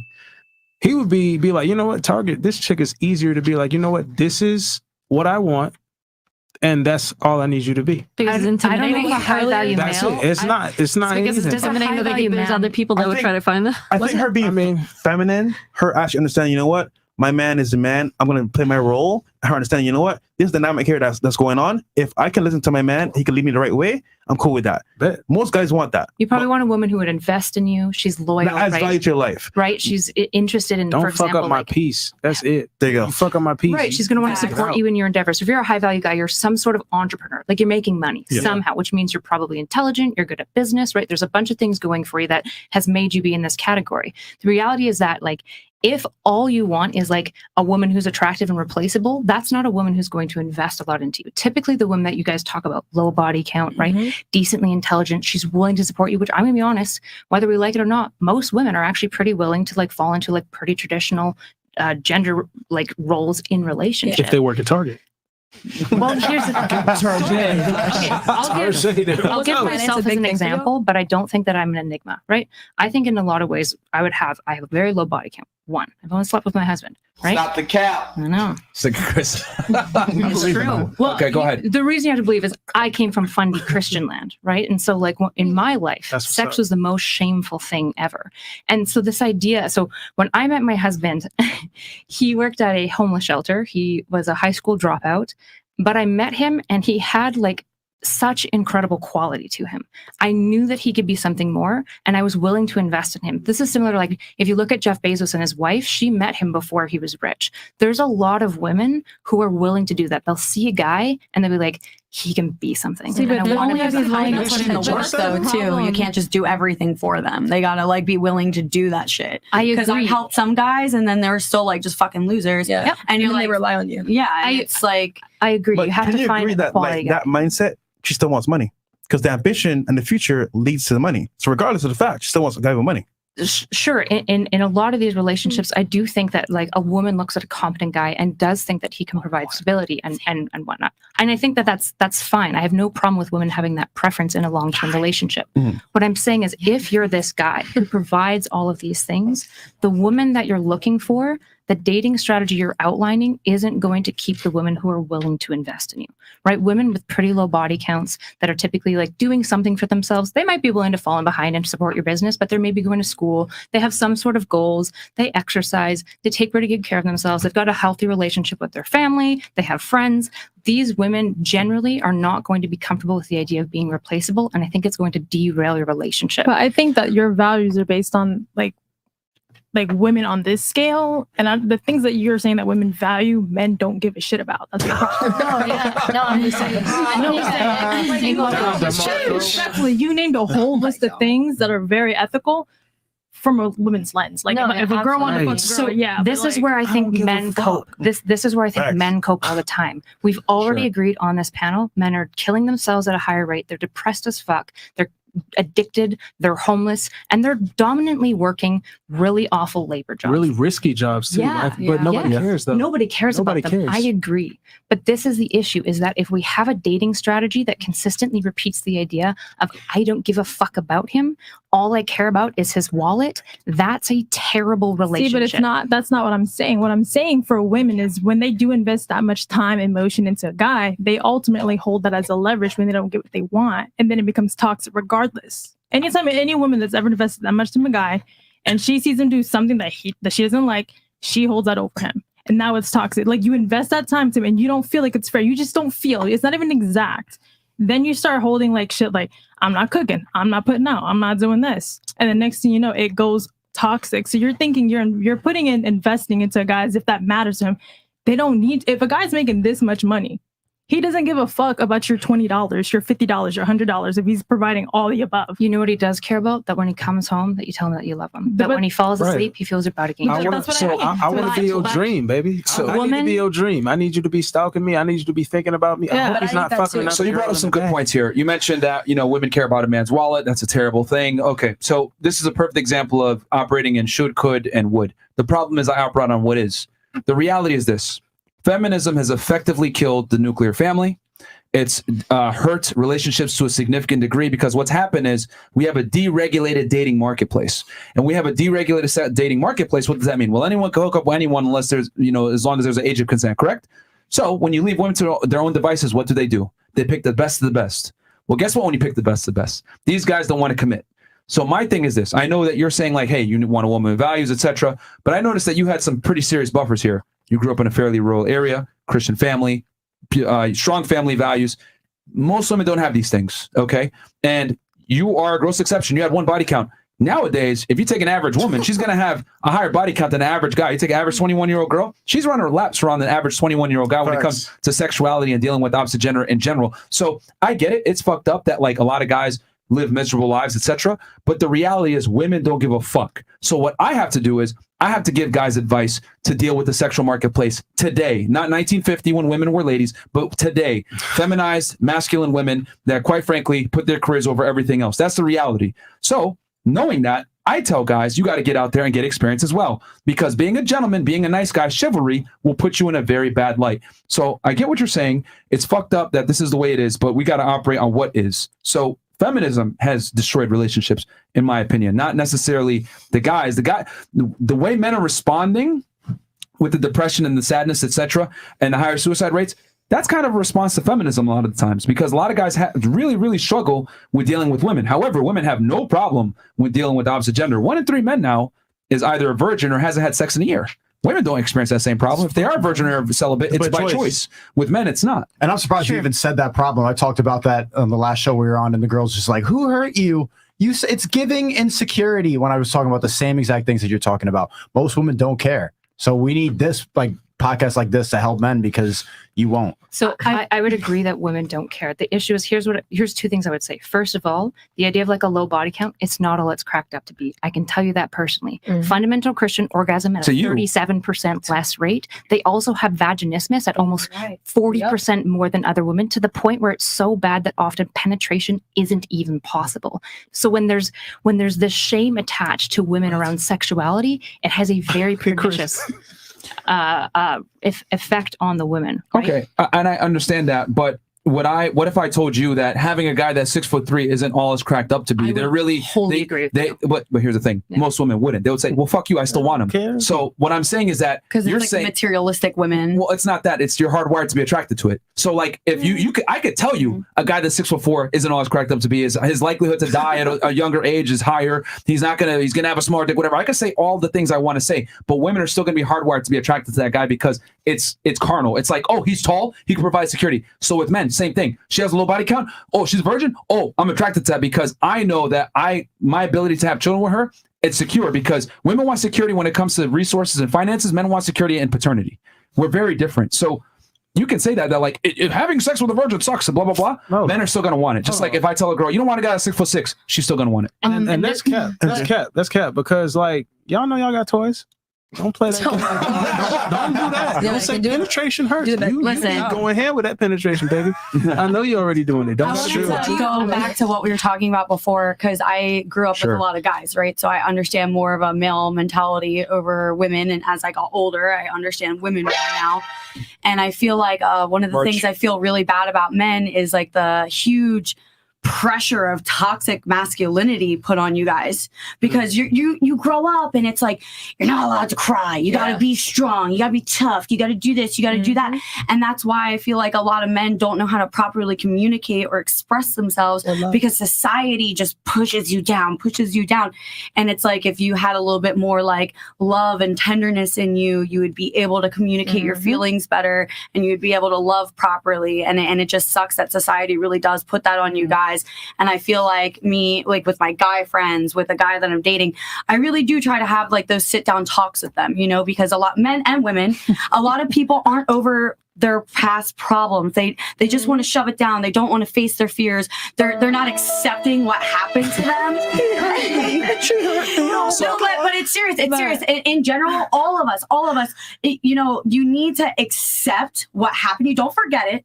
You need to accept it and learn from it and move on from it so you don't affect another person the way that you've been affected. I feel like everybody likes to be on that hamster wheel, and that's fucked up. Well, I think especially for men, I feel so bad for guys. Real quick, like, I just want to say one thing. I think toxic masculinity doesn't exist. I think it's a lie propagated by the left to try to go ahead and insult masculinity. And then number two, I don't think men should be vulnerable with women ever. I genuinely don't think that women are not equipped to, and this might be a controversial take, but I genuinely... We all should be open with each other. Here's the thing. That's how you create a better community. I don't think so, and I'll tell you why. Women are not equipped to handle masculine problems. Men and women live different existences. There's a burden performance. But that's why, like, men have those problems, and it's like... But here's the thing. You're not equipped to deal with them. If I sit there and I cry to you, I don't need to deal with it, but I hope that you could talk to me so that you could deal with it better.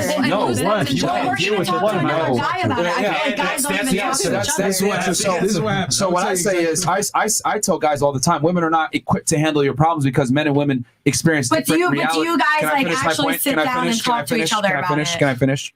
What I'm saying is that women are not equipped to handle male problems. So therefore, if you do have problems, you need to go and confide with men that share your experiences that you can trust and you respect. You don't tell women your problems because here's the problem. If you tell a girl that you like your problems, what you're doing is you're showing vulnerability. That vulnerability is going to be, how do I say this? It's going to make her lose attraction for you because women value security.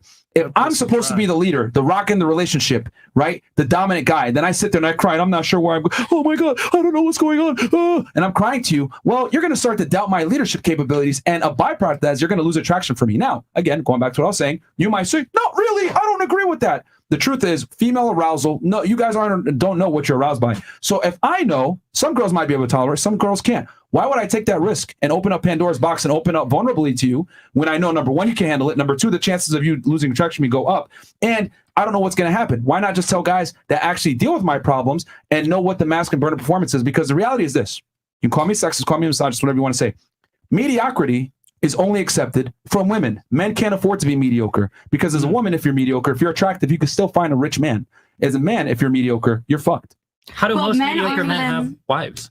How do you have, because most men are mediocre, right? They're failing more now. So I think that goes with like how women are nowadays because they don't realize their value. So everyone's just a hoe. So if you're I'm gonna be really blunt. I'm gonna be really blunt. If a girl's a hoe and you go out there and you fuck all these guys thinking, oh, I'm gonna challenge and be better, it's not gonna happen.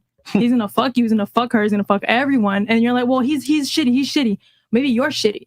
And that's if a girl fucks 80 guys, not one of them wanted to wife you up. Not one said, you know what? This shit was bomb. You gotta stay here. I'm just saying, like, to me, to that extent, if a girl's really, and I'm speaking from my own experience where if you ain't shit, you're really not gonna get shit. Like if you do level the fuck up as a woman with discipline, emotionally, physically, social media, all that stuff, you can get a guy to be like, you know what?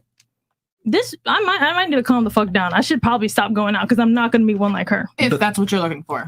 W in the chat. Okay, quick, let's do a quick. I'll say a quick super chat. But Destiny, you had something, and then you had something before. Man, there's so much to unpack. You had something. Okay, I can read the chats real quick, and then okay. And then we'll coach after that. And then couch. Oh, they had something too? Okay. Shout out to Alberta from Fort Mac, and girls, bring your best questions. All right, cool. Waiting for you to get a question. Yeah, we went into a whole thing there. Yvette Simone's question for ladies: do you ladies test your box pH with a pH tester? If no, why not? What the fuck? Wow, weird question. Interesting. All right. Try out Jordan Peterson and or Matt Walsh on your after hour show. These 3 or 4s will get an outlet. FYI, Cristiano Ronaldo's wife worked at Gucci store as a sales rep. Yep. Ladies, your money/career only matters to average and broke men. R.I.P. Tape Bros. Yeah, I mean leagues. Yeah. And then we got $100 from Darnell Elliott. Yeah, I think because they got canceled off YouTube. Mr. Gaines, off topic. I know, but wanted to say I liked your last Money Monday episode, even though you called Ramsey followers stupid. No hard feelings, and give Congressman Fresh my regards, saving my pennies for the yacht party. FNF 1 mil, baby. And I didn't say that they're stupid. I just said that Dave Ramsey makes financial advice for people that are average, that have a spending problem. Not smart with their money. Yeah, like if you're a savvy investor, you're not going to follow a lot of his advice. Like he tells you all debt is bad, which is ludicrous. It works for the average Joe. Yeah, pretty much. Where we at here? Then I'm going to turn it to back to the panel. Chris, got a couple more. Okay. How about this? We'll go to the couch. Just because because Chris has got to find his way here. So go on the couch. Who had something? It's gone now. Come back. Okay. Yeah, it's gone now? we had it. We were invested, and it's gone. All right. Y'all want like a notepad and paper or something? I think it's moving so fast because everyone's talking. Yeah, it moves 100%. really fast for us over here. So I guess what we can do here is do the girls' questions because I feel like we haven't really done. I guess. Yeah. We so can. ladies on the panel, think of a question if you can right now for us on the panel for guys. That wasn't answered from I guess what we're discussing before, or if you had an add-on to what we're discussing. What you guys really want, we got you. So yeah, maybe. Who wants to start? We should start with the couch. Yeah, sure. Yeah. Go ahead, ladies. I do have a question. Sure, shoot. Destiny, what age did you start being an open relationship? When did y'all get married exactly? So this is technically my first real one. Okay. And then we got married probably last year. Okay. At the beginning of the year. Yeah, December. How long have y'all known each other? I think about 3 4 years. years. Yeah, about 3 or 4 years. Yeah. And have y'all always been open, or Yeah. Yes. from the minute y'all met each other? And how did you communicate that? Like immediately? The Yeah, only she relationships, started- yeah. She The only- started, yeah, sorry. The only relationships that I've done has been open or poly. Okay. And you had cheating problems. So he thought it if would I be was going to do perfect. a relationship, I might as well. Yeah, she brought the idea. I was like, Yeah. oh shit, that actually sounds really good. Yeah. That's so cute. Communication is like out of this world for you too. Yeah, communication is really important. Right. Like And that's- these guys are on some wild, everybody should do open relationship, whatever bullshit. I think that most people, like 95 or 98% of people should be closed relationships because the jealousy happens. If somebody's fighting, somebody steps out, there's like, it's additional drama. Like you end up fucking a friend of a friend. I think for most people, open relationships as well. But It's obviously, only going to be a mega dramatic from other people's ways too. Everything is- you know. We agree on that. We're saying that men are suppressing what they naturally want, though. Yeah. That's We're correct. not- That's most okay, men hold on. have to. Hold on, Jesus, fuck you! All of you trigger me so much. Suppressing part of your natural urges is what it means to be a good person. You know that, right? Because a lot of you guys talk about natural urges. Yes, that's part of being an adult. It's not just doing what you want all the time or not going after everything you want. That's being a kid. That's being a child. The idea that men want pussy all the time is true. The idea that sure you can say that, but you can't say that to just women. You got to do that as part of a man too. It's part of your job as building a family, especially when a lot of you guys. I don't know if you do this here, but I see a lot of people in the red pill community run around with this bullshit Christian or Islamic rhetoric or whatever. You're not going to find that shit in there where they're telling you to have like 20 hoes or whatever at home. It's never going to fucking happen. So yeah, I mean, if you want to preach the traditional values and shit, you can have 4 hoes. Maybe in Islam, maybe if there's like a special fucking rule set to do it or whatever. 20. But see, I'm just saying that argument that like this is what they naturally want. That excuse doesn't work anywhere else. No. People want to sleep until 2 o'clock every day. People want to play video games 15 hours a day. People want to drink all the time. People want to do fucking meth, heroin. No, et cetera, et that's cetera. short term. Oh my God. All of those like natural You're urges. talking about dopamine. You're talking Yeah, about you don't short think little- dopamine is in porn and pussy? It's not porn. Porn's the difference, but just being the man that you could have multiple women around long term. There's a difference between being a man that can do things. There's a difference between being a man that can do things and being a man that has to succumb to every single fucking natural urge. Not every single one. That's a Who main said one. that? That's a natural thing that Who makes said men that? happy. That's The different than argument watching porn. You cannot equate that to doing heroin. You can't equate a woman to heroin. You can equate porn to new pussy that you fuck one time. Absolutely. No, but you can't. It's the same hit. You feel good for a little bit. That You shit walk is on. good, It's the but- same. Yeah, just like jerking off is. It's Well, you. I don't know about Eventually, that. novelty pussy. Novelty pussy is you fuck it and then you move on. It's But like the problem is, I don't think they are fucking for pleasure. I think they're just fucking for For body status. count, That's yeah. what it is. That's why you don't like because if you didn't care, like if you care about pleasure, you could just jerk off. But you obviously care about status, or like I have all these women, and that's what makes me feel good about myself. It's funny because on one track too, you guys talk about the social credit that men get when they're seen with other women, but men also do the social credit thing with each other, where we brag about like our body count, and that's where the value comes That's what in you as well. feel good about because Yeah. I have one question. I have a question. Okay, What do you- so wait, can I ask something? Actually, because I just got to address real quick so Destiny, I think we're talking past each other here.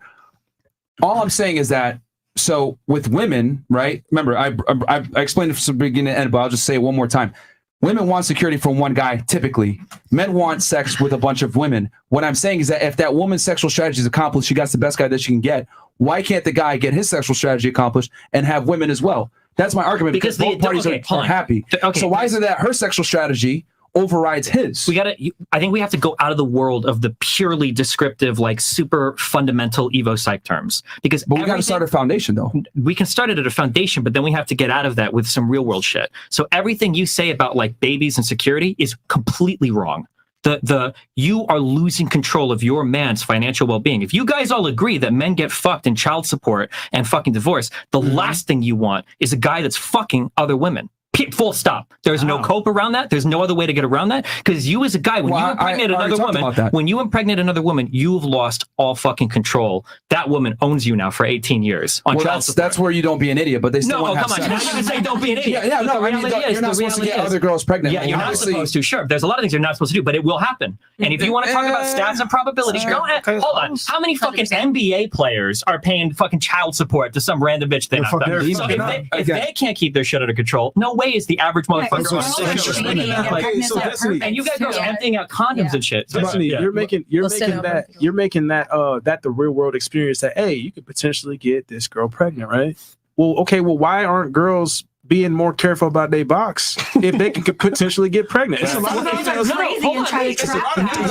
don't want to get pregnant because my line of work. We're missing the whole point here. We're in your world. We're in the world of sexual strategy. The girl wants to get pregnant because now she can get the guy's resources, right? That should be the girl's objective, right? We missed the point. What I'm saying is that one party's sexual strategy is fulfilled. The woman has the best guy that she can get.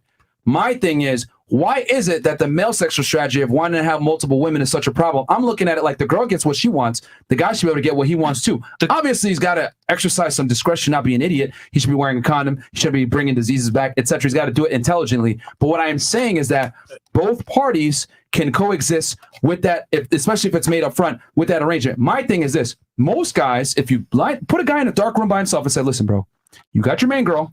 You want to have sex with other girls. She's closed on her end. No one and she's not going to get mad at you. Guys want that. You're describing for the 50th time. No one disagrees with that men want to fuck a lot of women. Yeah. But you keep saying a woman's optimal sexual strategy is locking down one guy. Yes. He's not locked down if he's fucking other women. So you're fundamentally wrong. No, she's getting security from him. She's getting security. Yes, it's not security. I would argue she's getting security. Do you think your guy has a higher chance of leaving you or a lower chance if you're out fucking other younger women? Statistically speaking, men don't leave women. Women leave men. That wasn't my question. What are you talking? Statistically speaking, what do you think is more likely for a relationship to end? Is if a guy's stepping out of fucking other women? Do you think it's more likely that he'll leave, that relationship will end, or that the relationship will stay together if he's monogamous? Here's the thing: if he has sex with other girls, just answer. It should be easy for you. No, it should be easy. If he's having sex with other girls, they're going to stick together. You think there's a high? I think that's cool. I literally explained it earlier why the girl's going to stay and why the guy is going to.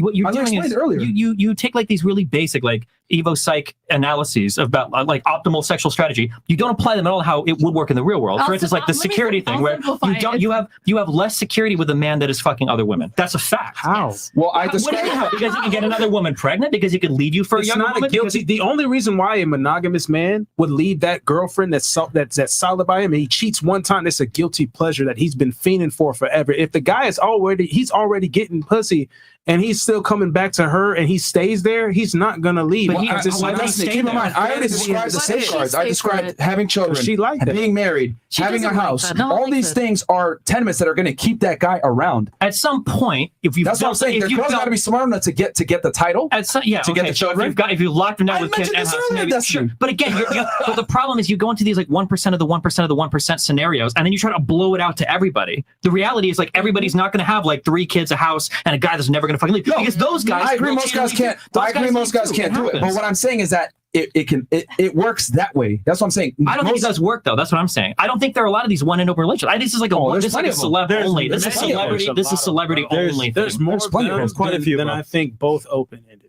Maybe, but both open-ended are rare too. But they're like 1% of like normal monogamous relationships. I'm not arguing that it's not rare. I'm simply arguing that it works because both genders are getting what they want. It's just that I've said it before. The man's value has to be high for this to work. I am not doubting that. But if the man's value is higher, then the woman is by default settling, or the man is to some extent settling with the woman too. Well, men are okay with that. Men are okay with dating down. Women are not though. Yeah, I guess if you're okay because the woman's need is satisfied. See, it all makes sense. Well, it makes sense too. But also something that she said earlier as well, I don't think that most women are satisfied with hypergamy, but something she said as well too is, in a way, you are like building the exact types of women I think that you're complaining about on the show. Yes. Like you are contributing to the dialogue that makes the woman. That I disagree. Feminism built those women. I'm adapting. That's the hand. It's gonna happen anyway. Destiny. It's not playing. If feminism did build women, if you're telling me that people can be socially influenced to believe things, then why not push against it a little bit? Because even when you mentioned earlier, you mentioned that experiment about like the genital shit or whatever, and you when you mention that, you mention it in the next breath, you'll mention like some chimpanzee or Evo psych study.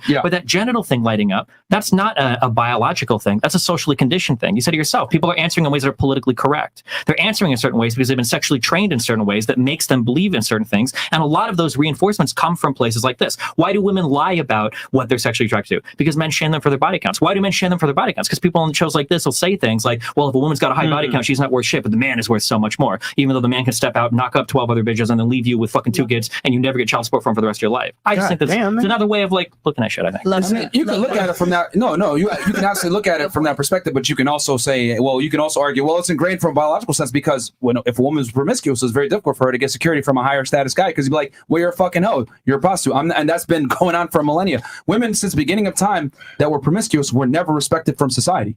So I don't know if men were either. I don't think men wasn't a thing though. But traditionally, men aren't like super hypergamous either. Like, there's only 1 or 2 wives at the most. But here's the thing: only 40% of men have procreated since the beginning of time, versus like 90% of women have procreated. So men can't be.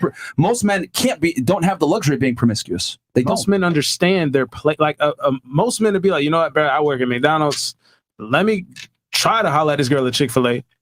Like, that's about it. But a girl, Chick-fil-A, she'll find a millionaire and he might, hook up with her or whatever. All of a sudden, that's the standard. I'll say one thing. So that's men fuck who they can, women fuck who they want.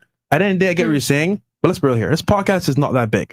The population itself is fucked up, bro. Women are doing what they do, guys are doing what they do. We're just saying, look, adapt to the environment and do it in your favor. I don't disagree with you. Feminism changes the dating marketplace. Yeah, so like the hyper blue pill shit that tells you every woman loves you for your personality is obviously bullshit, right? I agree with you, of course. Right.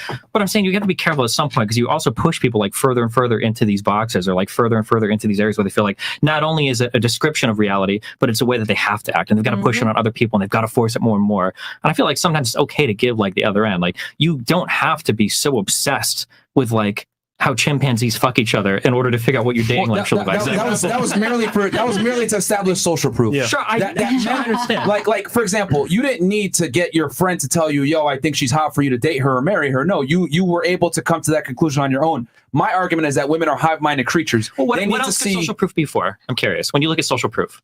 So social proof is typically from the female perspective. They need it to be attracted to men. Men don't need it to be attracted to women. Yeah, but why? Because women are the more vulnerable sex. Sure. Okay. So for them to, when they get pregnant, they take a way bigger risk. So they need to be like, okay, does this girl like him? Does she like him? Okay, this guy not a loser? Okay, cool. Bam. He has parties, etc. He has social proof. All right, I'll fuck him. This is why celebrities get girls. Because they have social proof. The world respects them, so it's easier for that girl to take that guy serious. Men, we don't need that. A girl can work at McDonald's, be a fucking bum, but she's attractive. I'll date her. I'll fuck her. I don't need society to co-sign on this girl. As a matter of fact, a lot of guys will sit there. I want a girl that's low-key. Women don't operate that way. This is why girls love guys that have blue checks, guys that have clout, NBA players, celebrities, whatever. Now, do all girls want it? No. But if a man has status, it makes him way more attractive. Men don't give a fuck about a woman's status. Women do, however. So what I'm saying is that social proof plays a key role in the female attraction trigger. So that's why I use the chimpanzee example where men need social proof to get girls a lot of times, especially attractive ones. What's your idea of leagues? I want to know that because you kind of talk down about like girls who work at Pizza Hut and stuff like that. Stop saying I'm talking down. You're fundamentally misunderstanding. You're triggered. I'm not triggered. I'm not triggered. You got really triggered when I said no. I'm not saying when I say people. When I say yeah. People tend to date. So people tend to date like coworkers. People tend to date within like classrooms. So what's your idea of leagues for women? It depends. Like leagues, it's for anybody. It's for where you are. So like celebrities in Hollywood are like in a league. How do you classify women as a league that's worthy of what you're for you? Women aren't a league. Women is a sex or a gender. I don't know what you're asking me. So what league is your type of woman? For me, it's probably going to be people that are generally working in my field. So other people that do like YouTube or Twitch or online content or whatever, like that rough world, or entertainment maybe would be like a step outside that would be close by. Okay, you realize that everybody else classifies leagues as like a scale of 1 to 10. You're saying if you want to talk about just appearance, you can talk about that. No, not just appearance, but leagues is how you classify like a high value person just because they do the same thing as you. So for instance, there would be somebody that could be like maybe somebody could be like really, really, really high up in some like anti-malaria nonprofit in Africa. They're like technically like a higher league than me or something. But like, I would never want to date that person if I have the opportunity to, because they run in a way different circle. We just wouldn't be very compatible. So it's not a matter of it being better or worse. It's just different like areas that people like date in, or like different leagues that they date in. So why can you not date somebody that doesn't do the same stuff that you do? Well, that's going to vary because you guys sound like you're looking at different things, but like I want a partner that I can talk to about my problems, that I can share things with, that can like help me with my work and like, or at least understand where I'm coming from. And with a normal girl, how the fuck do I begin to explain? There's like 3,000 people online calling me like a homophobic, like transphobic, like a normal girl is gonna have no way to even connect with any of these things, right? Or like, hey, like you might get guys that message you sometimes saying they want to like kill your children or like rape your parents or whatever. Like, how do I even begin to talk to like a normal person about that? So typically, I would need somebody that is already part of this world because they understand kind of the insanity. So it's not really leagues, just someone who works in the same field as you. That's like a kind of league, yeah. Or like people that go to college together, like a discourse or something, or like a maps onto similar values, right? Like if you're working with somebody who's also in content creation, like you're artistic, right? So if you're talking to a girl and she's also somewhat artistic and interested in that stuff, you guys now have a similar value immediately. So she's within your league because there's going to be ideally mutual attraction. You're attracted to each other, but then there's also things that are similar enough that you can actually be in relationship with one another. Or like people like the same church or like shit like that. So if Leonardo DiCaprio's dating a 24-year-old actress, but she just does plays, is that the same league? It seems not, because he replaces them every 5 years. No, but for in your idea of league. It would depend. Are they doing like Broadway plays? Like I don't know what circles Leonardo DiCaprio runs in, so it's hard for me to say. So the success is how you determine leagues. No, it's you have like you're like your mind is like you just want to put a number and everything. I don't know how to communicate. I think for him it's interest. It's interest and preferences. It's like a map of like a web of like shit, right? And also attractiveness, and also like a bunch of things, right? Like if you're a very attractive person, you're probably going to select a person who's similarly attractive, but that's probably not. I'm trying to break down why you said that us here would not date a girl that works at Pizza Hut. Because I think that if you guys are ultra high value men and you guys are exceptional and you've got a reach to a ton of different types of women. Give me a lot of credit, man. You're a pretty exceptional guy. Just got banned. Bro. You're true. Maybe you're not. You might be losing value. So no, I'm just saying like you're probably not gonna like walk into a Target and be like, oh shit, that chick is like kind of cute. I'm gonna date her. I would say the conclusion. There's a reason why you go to the club and not Walgreens when you're looking for girls. Don't underestimate, right? It's not really the job. It's her femininity, how she acts. Yeah. Surprisingly enough, girls that are like lower jobs, they actually understand their roles in relationships. It's kind of like girl that's masculine and like a boss babe. She's like argumentative. She's like arguing all the time. It's like, okay. Well, yeah, that's what I'm saying. It depends on what you're looking for. If you want like a demure, submissive, but like we'll just take orders. Feminine, sure. Friendly girl is not going to be a headache for the most part. If that's what you're looking for, then yeah. I mean, I would say like just in general, this is like across the board almost. The more successful a guy is, typically the less he cares about his woman's success. That doesn't mean that he wants a bum, but it just means like I don't care about her career, I don't care about her status, I don't care about her title. I'd be so careful, but I feel like so many like billionaires, millionaires are like with girls that are like running like nonprofits and doing shit. He would want a woman but they want her doing something. But what I'm saying is that they don't care about her ability to earn and create security. Sure. No one is bringing it back to money. You're like hyper focused on this money thing. I'm not talking about money. There are tons of other ways to measure. I get it. Probably want an intelligent interest level, like interest in different things. You got a point. Yeah, go ahead. Yeah, go ahead. I don't know. I feel like the people that share similar things, they can relate to each other. Like you were saying, I feel like whenever you have things in common, you can talk about your problems. You could talk about, your points of view. And I don't think it comes down to leagues or when I think of league, I kind of think of like a point scale. Like he said, I think of like, she's a 7, she's a 5, she's a 6. Right. That when someone says league, that's what I think of. Like you're measuring not so much superficial things, but just like the overall package in a person. Yeah, maybe league is a bad word. I don't know what you said. You meant to say it was more about interests, hobbies. You said similar, like that kind of similar lifestyle. I get it. That's what Destiny really meant. When he said league, I think that kind of what threw Sneeko off. Sure. But yeah. So basically, you think that we have superficial relationships. Can you explain? Hold on, dude, stop. Just because you don't, hold on, wait. Okay, generally you do. We've had many debates in the city. You say that red pill people we are having bang maids. You said that many times here. From my perspective, if I'm working within your shit, I respect you guys you look for way different types of women than what I would ever look for. But if that makes you happy and that's what you want to go for, but hold on, wait. The reason why I argue against it isn't because of what you guys want. My issue is generally that the message that you're selling is never going to be available for 99% of your audience. That's what I'm typically going for. If you guys like the way that you do things, and obviously it works for you. Fuck, none of you guys need advice from me for fucking picking up chicks, obviously. But for most of the people in your audience, this is like a hopeless, like they got a better shot at finding the right shitcoin and becoming a billionaire in fucking crypto. I don't, as they don't do. listen to this, man. Yeah, don't listen to this. You should strive. It's true. You should go to the gym. You should It's become true. a better person. Great. I think this is where the Kevin Samuel shit comes in, where it's like you need to learn to love your man that makes 40, 50K a year and not expect every single one to be a 6-figure man, which sounds like is what is sold sometimes here. That's what I feel like. We're just saying, right, as a solution, that's for women. We're talking to men. So if you improve as a guy, you're gonna get better options. Now, at least that message alone will help you. But I don't know. Do you have a better solution? Yeah, for sure. Is to find women that like value and appreciate you for things other than your wallet. Other than your like, wallet. of the people that are watching right now, less than 10% of them will ever go on to earn 6 figures. Well, maybe in the YouTube audience, maybe it'll be a little higher. Disney. Like, this is the real life. No. I'm talking about the real life. You're talking about Disney. No. When you talk about this is what high value men do, that's Disney World. Yep. We can do whatever the fuck we want and What's get the anything. average income of a man? I think You guys said 40K. So why are you giving advice for a guy making over 250K when we know that I see where Destiny's going here. Strive to make You know what? I'm going to wrap this up nicely. I see where Destiny's going here. He's saying a minority of your audience is going to actually be able to do this, which I agree with. Yes. Here's the thing.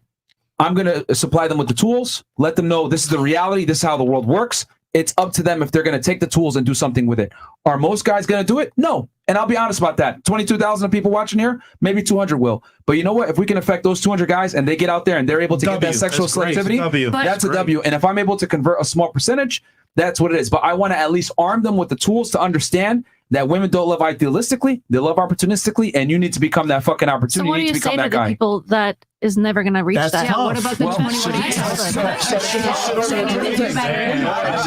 Let me say this. I've said this on the podcast a million times.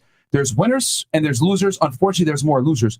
But I'd be damned if I'm not going to give the guys the tools to become a winner, and it's up to them with what they want to do. You don't think there's other way to do it? No, than doing this? You should tell everybody to get married. Tell everybody to get married. How should they do it? I don't think you should push this sort of like way of thinking like that you should find someone that is just looking for really shallow things like your wallet. Yes. But why would you give that advice? That's not I'm talking to men telling men.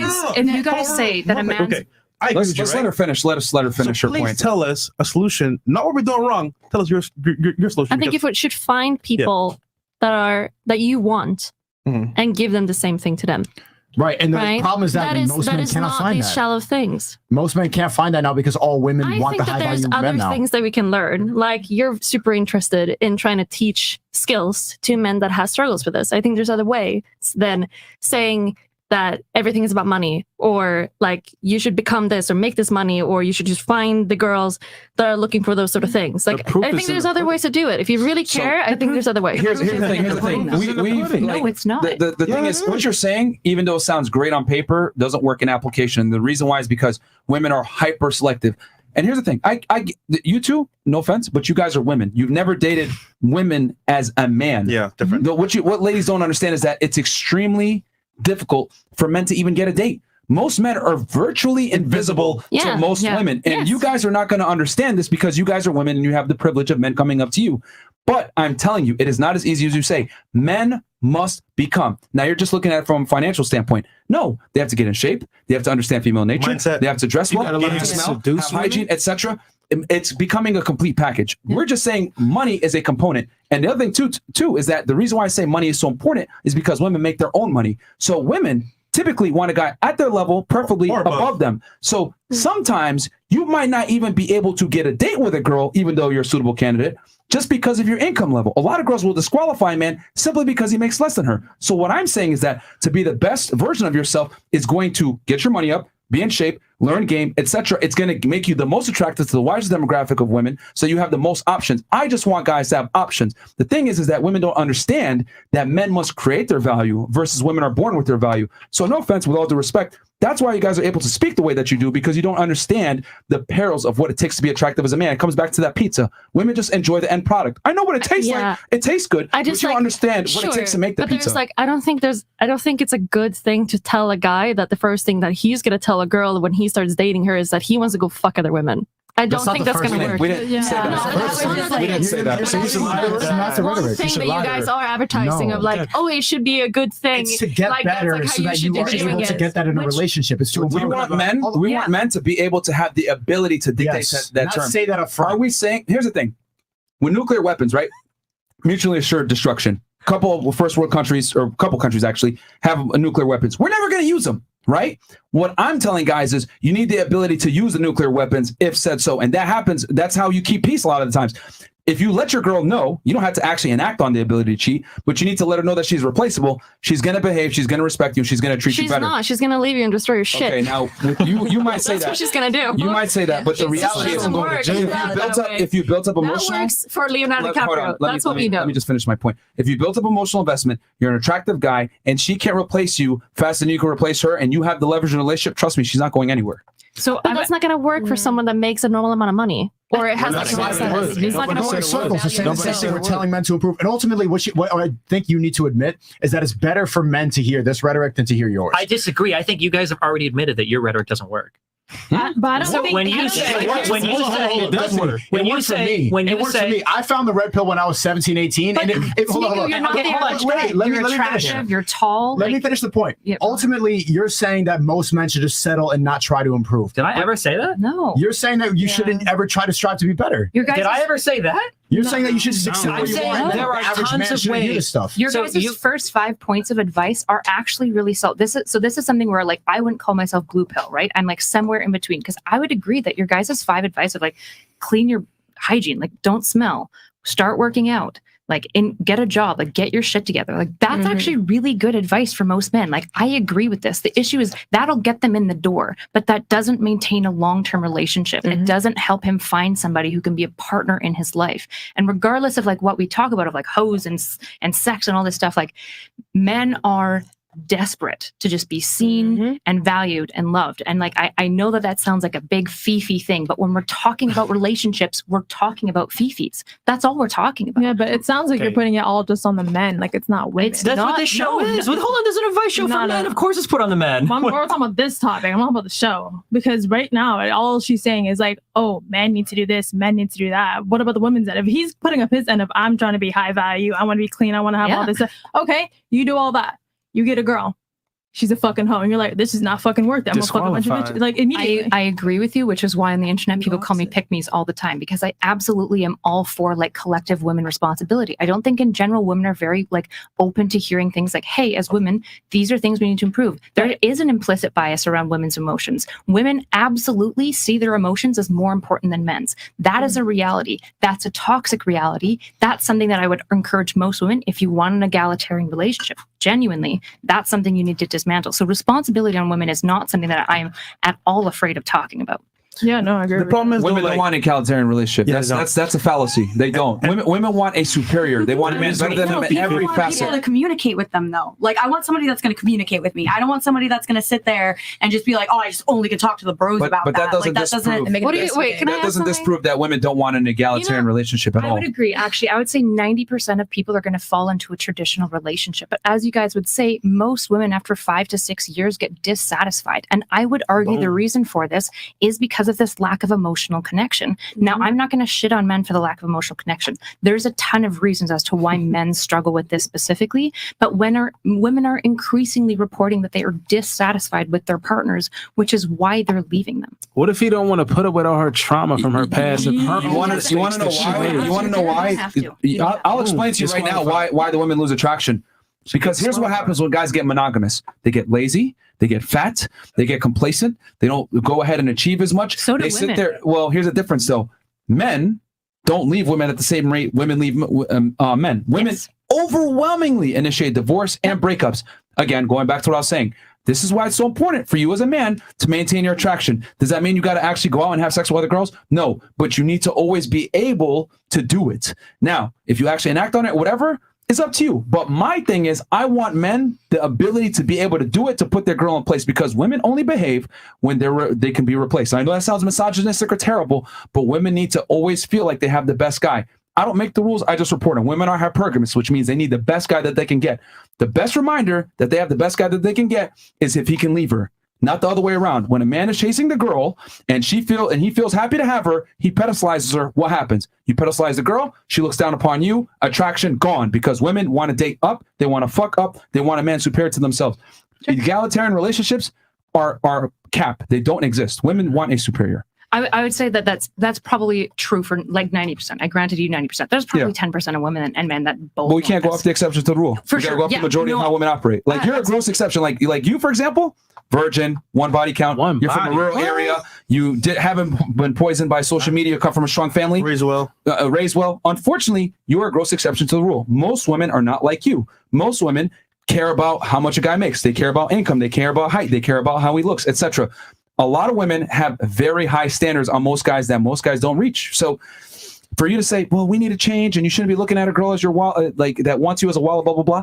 That's what should, could, and would, but we got to go what is. Most women are extremely selective and sometimes to their own detriment, which is why we have more single women now than ever before. Sure. I guess I would ask what you guys think about philosophy, because when we're talking about shoulds, all of philosophy since I don't know how you guys feel about like Marcus Aurelius or like Aristotle or any of these like guys, but these are like the men that are constantly driving the question of like should, like what should our I say fuck should and could and would. I operate on what is. I operate on real philosophy. Not philosophy. I operate on real sophistry. And the reality is, even though I probably butchered that, women are hypergamous. Women want the best guy that they can get, and a minority of the men are dealing with a majority of the women. So my thing is, guys got to acclimate to the marketplace. We don't get virgins from the beginning in a marriage anymore. Those days are done. Women want guys that are way better than them. It's not the 1950s. Like what you're describing would have worked 60, 70, 80 years ago. Not now. But not anymore. It's not all it's cracked up to be. I guess that's what I'm trying to say. Like, I'm not trying to put myself on the pedestal and like throw other women under the bus. Like, I want to tell you, like, I'm all these things that you described as the ideal, and I'm going to tell you that it's not all it's cracked up to be. But guys aren't going to get that though. You can say that. You can say that, but that's still what men want. Yeah. Like we could sit here and say a guy that's a millionaire, 6'3", and a good-looking NFL player, that's not ideal, but women still want it. You get what I'm saying? I can say, for example, bad bitches aren't shit. Sure. But do still want it? But do still want to fuck bad bitches? It's like me saying that doesn't mean shit. They still want to get burned by the stove. This is where I encourage people to like really look at like what you're actually selecting for, because the idea like all women want this, it's like there's a lot of them for sure, especially like man, dating apps is a fucking nightmare for most men. But the reality is like there are women who aren't like this, and there are also men who are willing to not engage with women this way, and these relationships are possible, right? If 200 of your men can become high value men, which is great, if they make tons of money and they can negotiate those relationships and it works for them, that's based. What about the other 21,000? The other 21,000 need to strive to get into that position, because I know this sounds terrible, but women only pick the best guys. Facts. I think women invest in men. A lot of no, them they don't. They sound great. They do. But that don't happen. Bro, we date women as men. You don't date women as a man. So you would know what we go through. I hear you. Does anybody else listen? Because I know multiple really successful women that have invested in loser fucking guys. True. Like women do this. It's not like we all do. Because we're emotional. We come from our heart. Some of them are in good relationships. Some of them aren't. What do you mean? Yeah. And I'm just saying it happens. There are women that invest in guys. There are some women where I look at you like, what the fuck are you doing? Majority of women don't do that though. So sure, maybe, I'm just saying that. I'm just saying. Don't say it never happens. Valid, but not really relevant. Yeah, but why would you encourage these men to go do it? That's the thing. Why would you encourage these men to go find those shallow women that you guys are complaining about? Men to find them? Because you're saying you should become this because this is attractive to these women that you already hate. That's the icing on the cake. They come and then you choose to disqualify them if you want to, or they might be able to have fun with you one night. But at the end of the day, number one is always got to be you chasing that HVM. If you're a guy and you want to, be somebody, you should go for that. I can already tell. She has an archetype in her head, shallow women like a Miami model, whatever. I'm here to tell you, we brought women that are educated from Columbia, I'm not saying that have degrees, etc. That. You want to know? Those women are the most shallow. The educated women, the women that make money, they want a guy on their level. The women that are educated, I got a master's degree. I need you to have a master's degree. What I'm saying is that as women have become, how do I say this, more successful from feminism, their tastes went up alongside it. But the issue is women lie about what they want all the time. So even if I come in here and I'm like, oh, I want a 100K man, he makes 100K a month, blah, blah, blah. The reality is that like women don't actually want that. Women, no, they do. This is the fish. Wait, so how do you, so you trust women when they say that, but you don't trust women when they say other things? When women lie. Their actions prove otherwise. Yeah. But if you want to look at their actions, the data for women, it is true that women have a harder time dating down, but that's changing. That has been changing. If you look at I think it was like in 1990, it was like 47% of women would never date somebody below their socioeconomic class. But as time has gone on, that number is down to like, I think it's in the low 30s right now. It's still high, but it's changing over time. And divorce went up alongside it. So it doesn't work. It might have divorce. It doesn't work. First of all, you're assuming that every divorce is bad. That's not true. Every divorce is not bad. Just because somebody's getting divorced doesn't mean it's for a bad reason. There might be a reason. And also, one of the things too is on all this red pill shit. From the male perspective, it's bad. It depends. From the male perspective, it's bad. But nobody here talks about maintaining relationships. It's about getting a girl or fucking a girl. Whose problem is that though? The women. What do you mean? The women initiate the relationship. A relationship is two people. But what I'm saying is that the women are far more likely to leave the relationship when it's not working. It's the women. But why is it not working? Because can a man not contribute to a relationship? You don't think any of those failings are on the man? He has to, but he's doing his part. He has to by default. If you're getting divorced at an 80% rate, clearly men are not doing their part. She won't choose you if you don't bring to the table anyway. Yeah, I was going to say. He has to provide. I'm just saying, for example, y'all.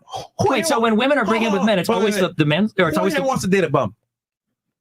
Thank you. Nobody. So by default, the guy has to have some value. So of course he's already invested. He's already invested from the very beginning. Women, on the other hand, you know what? Just fuck me, and I'll be here for you. But that's not enough. Hold on, what you just described, I'm telling you, that's not a relationship. That's the point is that's the only thing that a lot of women think they need to bring. Exactly. And that's why relationships don't work. Because if we're telling men, all I do is teach men all day long how to be the best version of themselves. Yeah. I'm telling him how to bring his part as a man. Then that other side takes two to tango. Whatever the hell you just said, nigga. Listen, bro. Earlier, you said you can't even talk to. Yeah, hold on. The woman side, bro, where you said, Destiny, you were like, bruh, well, it's two people. You're saying that. What about the woman's side? We don't ever talk about that. We always, for the history of time, have talked about what men do wrong. But what if we're teaching men to be, hey, bring your part, here's what you got to do for your part, and she not even working on herself, and you're saying, hey, it's still his fault. How do you say that? Because the types of things you talk about working on never have anything to do with relationships. How do you say that? Like, first of all, I'm pretty sure, didn't you say earlier that you can't talk to your woman about your problems? Whoa. First, here's what you mean to explain what I mean, but I will elaborate. Yeah, elaborate. Come on. Here's what I mean.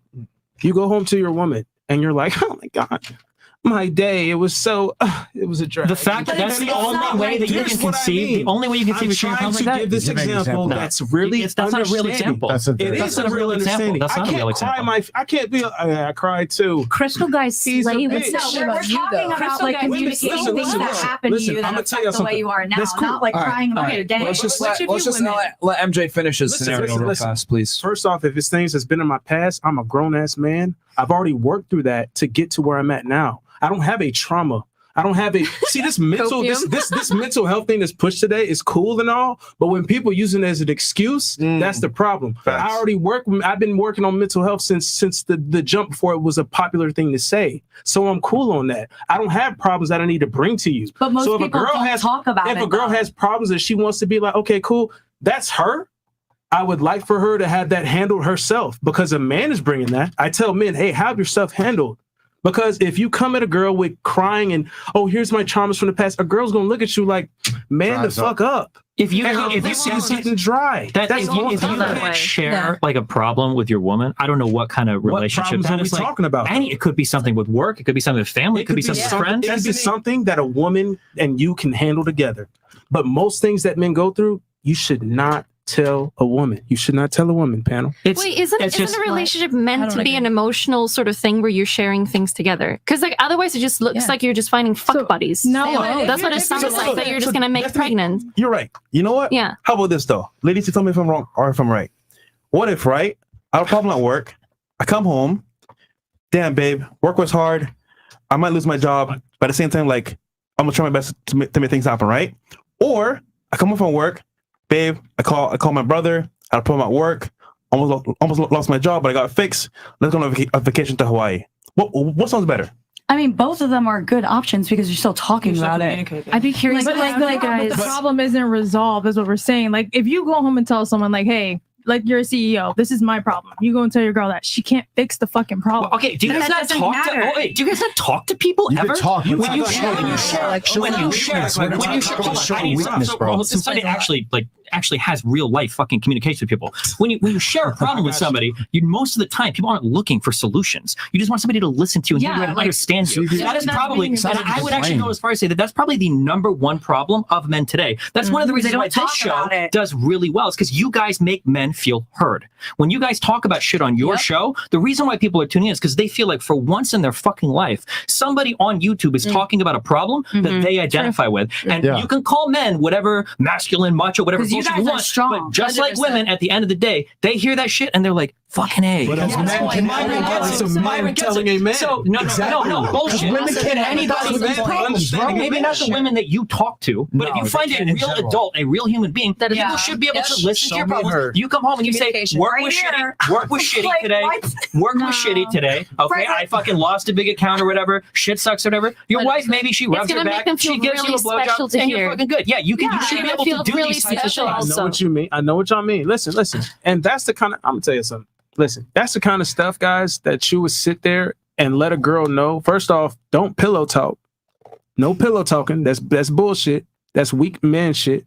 But if you're sitting here cuddling up with your listen, let me finish. If you're cuddling up with your girl and she asks you, hey, a simple question, you can tell her the gist of something and she'll feel just like that. Oh, he confided in me. He trusts me to hear his feelings. But guess what you don't tell men? The whole thing. You can't tell the whole, oh, actually, I did cry in my car. You don't tell her that part. Tell her what happened, but don't tell her you cry like a bitch. Like, do you know what I'm saying? Why is your only emotional outlet either this like stone cold toxic guy that can't communicate any emotions? It's not. Or dude that's crying in his car. That's every example you're using is like, every example you're using is like, oh, I'm crying. If y'all recall, like, if you got to talk to your friends about it. Your guy friends. Destiny. Your guy friends. Men don't even talk to each other. They date each other. They just keep it to themselves. My first thing I said was, when you're talking about keeping a woman, because I think she brought a point and said, well, if he's open and she's not, how are you going to make sure she's satisfied or happy or whatever? I said, you still need to hit on every note of her emotional spectrum. And that has to do with all the way from she wants somebody to cuddle with, all the way to maybe a little talk about what happened to you today, so she feels like you trust her and can confide in her, all the way to fucking the shit out of her. Whatever the case is, you have to fulfill every point of that emotional spectrum. You can't do that if you're a cold rock. But do men have emotional needs? I would say so. So what's wrong with fulfilling some of those in your relationship? She can, but not nearly like the man spectrum. A woman just want to be heard. We're wired to come up with solutions. A woman will tell you all day about her problems. If you just sit there and listen, you Gucci. I heard you, baby. Okay, now what else? I think Destiny, I think you guys are kind of looking at it like we're like, oh, stone cold, like don't tell her anything. I'm not saying that. We're simply saying that you can talk about some issues, but you better have come with a fucking solution with it. You're not gonna go to her with a problem that isn't solved. Yeah. That's the point. So it's like a game play. Talking to your guy friends over the female. And let me tell you why.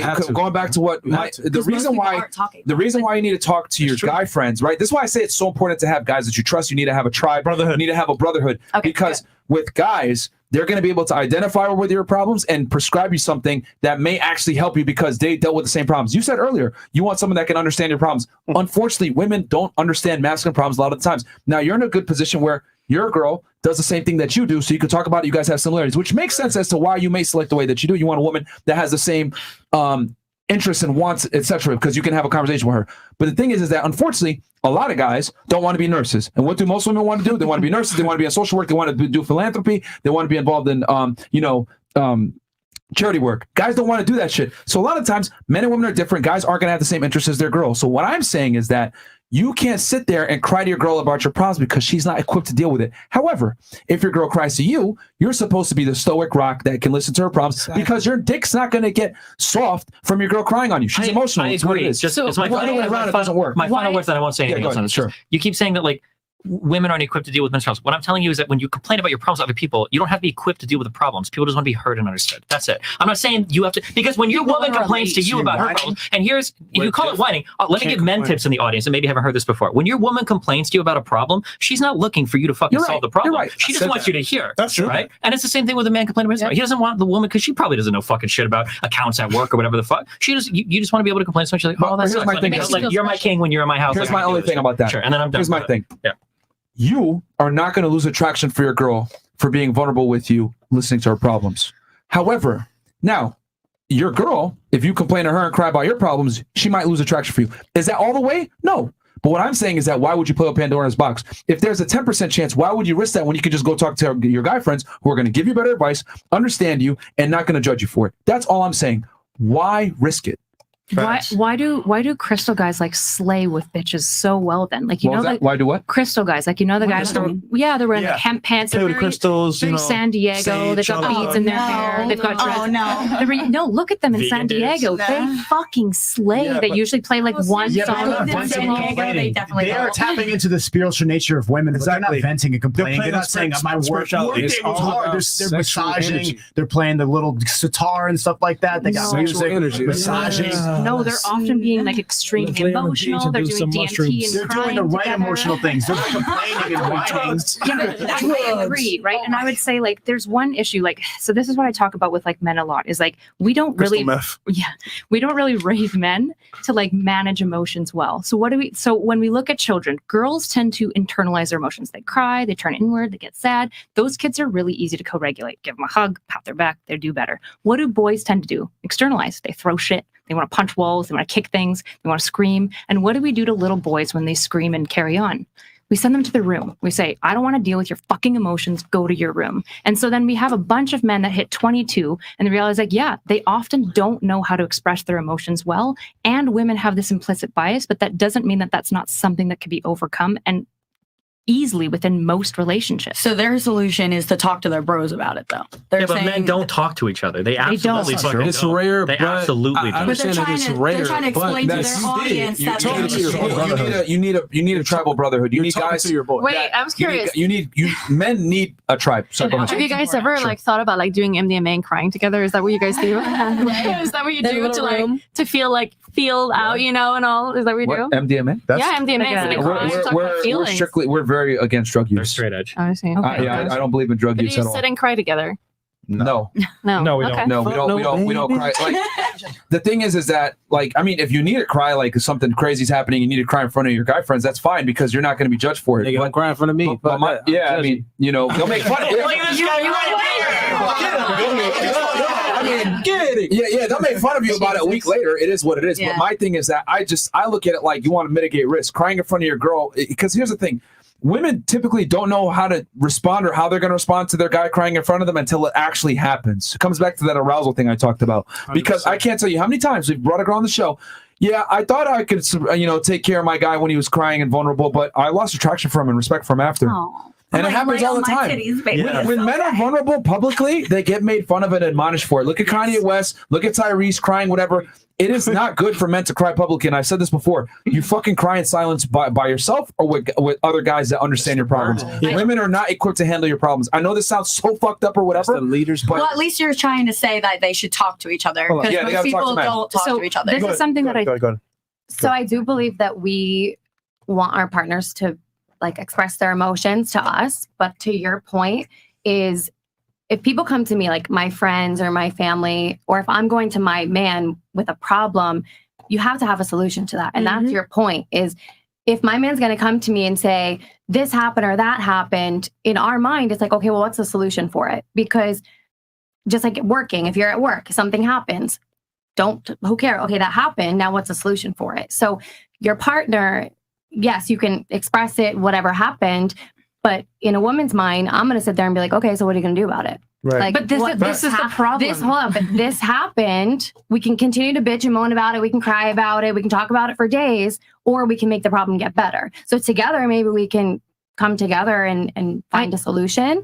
And I think that was your point is don't come to me with just complaining and moaning. Exactly. Come to me with that solution. So I agree with you, but this is the issue with women towards men is that we're being like, well, I want to solve it right away. And I agree. You probably shouldn't wallow in your tears. Like there's nothing more like unhealthy than somebody who's just like wants to cry for 4 days straight and have no solutions. The issue is like we have to have space to feel it, and then after you feel it, you typically come to better solutions because your emotions are calmer as well. And so like women who are coming to a negotiation with their husband or partner who's feeling feelings and she's immediately like, well, what's the solution? Like that's the woman failing her partner in that moment. That is the woman failing the partner. Another thing that often happens, what if a guy comes to you? Here's a really classic one. I'm sure you guys have experienced this. You go to your woman, you're upset with her about something she did. So you're like, hey, you say it in as nice of way as possible. And she is hurt that you're upset. all of the sudden, what women will often do is they'll say, my hurt feelings are more important than you being upset about something I did. Yeah, and that's shitty. This is shitty, and most women do this, and we don't realize it. So I'm not wanting to throw women under the bus. I remember in my own relationship, when I had this realization, when my husband was telling me something that he was hurt that I had done, and I was listening to this, and I was starting to get all up in my fifis, and then I was like, wait, if this was my best friend, if this was my girlfriend, would I be feeling this way? And I was like, oh my gosh, I would literally make space for her feelings, and then we could talk about my fifis after. What the fuck is going on with my brain? Right. So this is something I think is really pernicious. But here's the thing, I get what you're saying. Your approach is fantastic. It's pragmatic. You analyze the situation. You're able to control your emotions, etc. Here's the thing that sucks. Most women are erratic, and they're not going to have that level of restraint to be able to control their emotions. If you come to your girl with a problem, a lot of the time they're going to say, well, what the fuck are you going to do about it? You're the man. Men are supposed to be the deductive problem solvers. Men built the world. And here's the thing I've always said, women can't build men up because men are responsible for building up the world. Women don't build the world. So how the hell are you going to build up a man who's responsible for building the world? And my thing is, I look at it, and you could call it sexist, whatever it may be, women are not equipped to handle male problems. You may be able to sit there and help your guy, whatever, but most women, I've said this before, they wait at the finish line and pick the winners. They want the guy to be assembled and ready to be able to handle problems because men are deductive problem solvers, not women. There's a reason why 90+% of inventors are men and not women. Women don't deal with conflict and problems and problem solving well. Women like weaknesses. Here's my last point. If I cry or if I express to my girl my feelings, right? That's cool. The problem is I don't know how far is too far. You can handle it. You can handle it, but she might not be able to handle it. The problem is that I don't know. So why in the hell would I put myself in that situation? But women are replaceable to you guys. So if she can't handle it, can't she just go? You said earlier, now. Keep a relationship going, right? True. If I want to keep it going, why fuck it up? That was so good. But and you said most women too. So if we know 8 out of 10 women don't want you to be the problem solver, why am I going to sit there and take a risk knowing only 20% of women will tolerate that? And hold on. Let's say, okay, so you was just like, oh, well, cry on my titties. And that's cool. Maybe the first time, but then the second time you're like, all right, you can cry on these titties. All right. And then the third time you're like, all right, you just going to keep bitching or you going to man up. You're going to think that. Stop. Don't disagree. It's also but it's also okay. I totally understand where. Wait, she was supposed to go first. Go ahead, and then after you. Go ahead. To your point, we're not telling you to avoid those feelings. So I'm all about something happened. I'm gonna bitch, moan, cry. One of my best girlfriends is sitting on the couch over there. You could ask her. I'll call her. I'll bitch and moan about something and tell her something's going on. And in the next minute, I have that solution. Okay, well that happened. Now we're gonna do this. So for men too, we're not avoiding those feelings. I want you to cry. I want you to feel them. I want you to express it. But after you get that moment out, smashing. Move on. But if 8 out of 10 women are coming on here and saying that they get uncomfortable with their man's emotions, that doesn't seem to be true to me. Shit. Okay. I think that you had something and then Destiny. Yeah. She actually pretty much said everything I was going to say anyway. It's just healthy to communicate. That's all we're trying to say. Yeah. Obviously, no, you're absolutely just right. Not that's going to be annoying if it's constant thing, man or woman. Nobody wants to hear somebody that's constantly crying. But in life, things are going to happen and it's unhealthy to suppress those feelings. You should feel comfortable enough with your partner if you're going through shit to tell them that you're going through shit instead of something, because most people will suppress it and then it'll build and build and build and build. And then that one minor thing happens and then you're just fucking freaking out. And it's I can't help you when you're acting like that. I'll say go ahead. We talk on the other end and we keep doing this thing where we make it hyperbole. Oh, you don't want to cry every day. You want to cry. No one is saying that. Nobody here said that. Okay. You to some extent, nobody said that. She just said that. Who it's said okay that? To cry. No. You're not listening. You're not listening. She did not say it's okay to cry forever. No, she said she didn't say it's okay to cry forever. It's cool to cry. Well, you said what? You guys keep saying you can't cry to your woman all the time. Blah blah. No one is saying you cry all the time. You just have some normal emotional connection with your woman that might involve you being upset from time to time. We can make fun of on the end the guy that's crying all the time, blah, blah, blah, and that is incredibly unattractive. But you know what else is unattractive? There you go. Is being with a guy. No one has ever denied this. But what you aren't understanding is to be the guy that never shows the emotion. You think that you're not, but you are. If you're a guy and you bottle that shit in all day, and anybody that's dated a guy that's done this doesn't tell you any of his shit, you know when your man is fucking pissed off. You know when he's irritated. You know when he's slamming doors. He's not talking to you. He's not touching you. He's not. You absolutely can feel it. And when you try to talk to him about it, and he says, "Fuck you, I'm not talking to you. You don't understand my problems. You're a fucking woman, right? You don't understand any of this shit, right? You have to find a healthy middle ground where you can express some level of emotion where it's not. where it's not because every time you give the example of emotionally opening up, you're doing this like, oh, crying. That's not what Nobody said any of it. But I'm not even talking about that point I made. What the Destiny? The point I'm talking about is when I hinted at, hitting every woman's emotional and that's another thing women don't understand is like men, because we have to be that mountain for you, it's like y'all are so sporadic, y'all don't even realize it.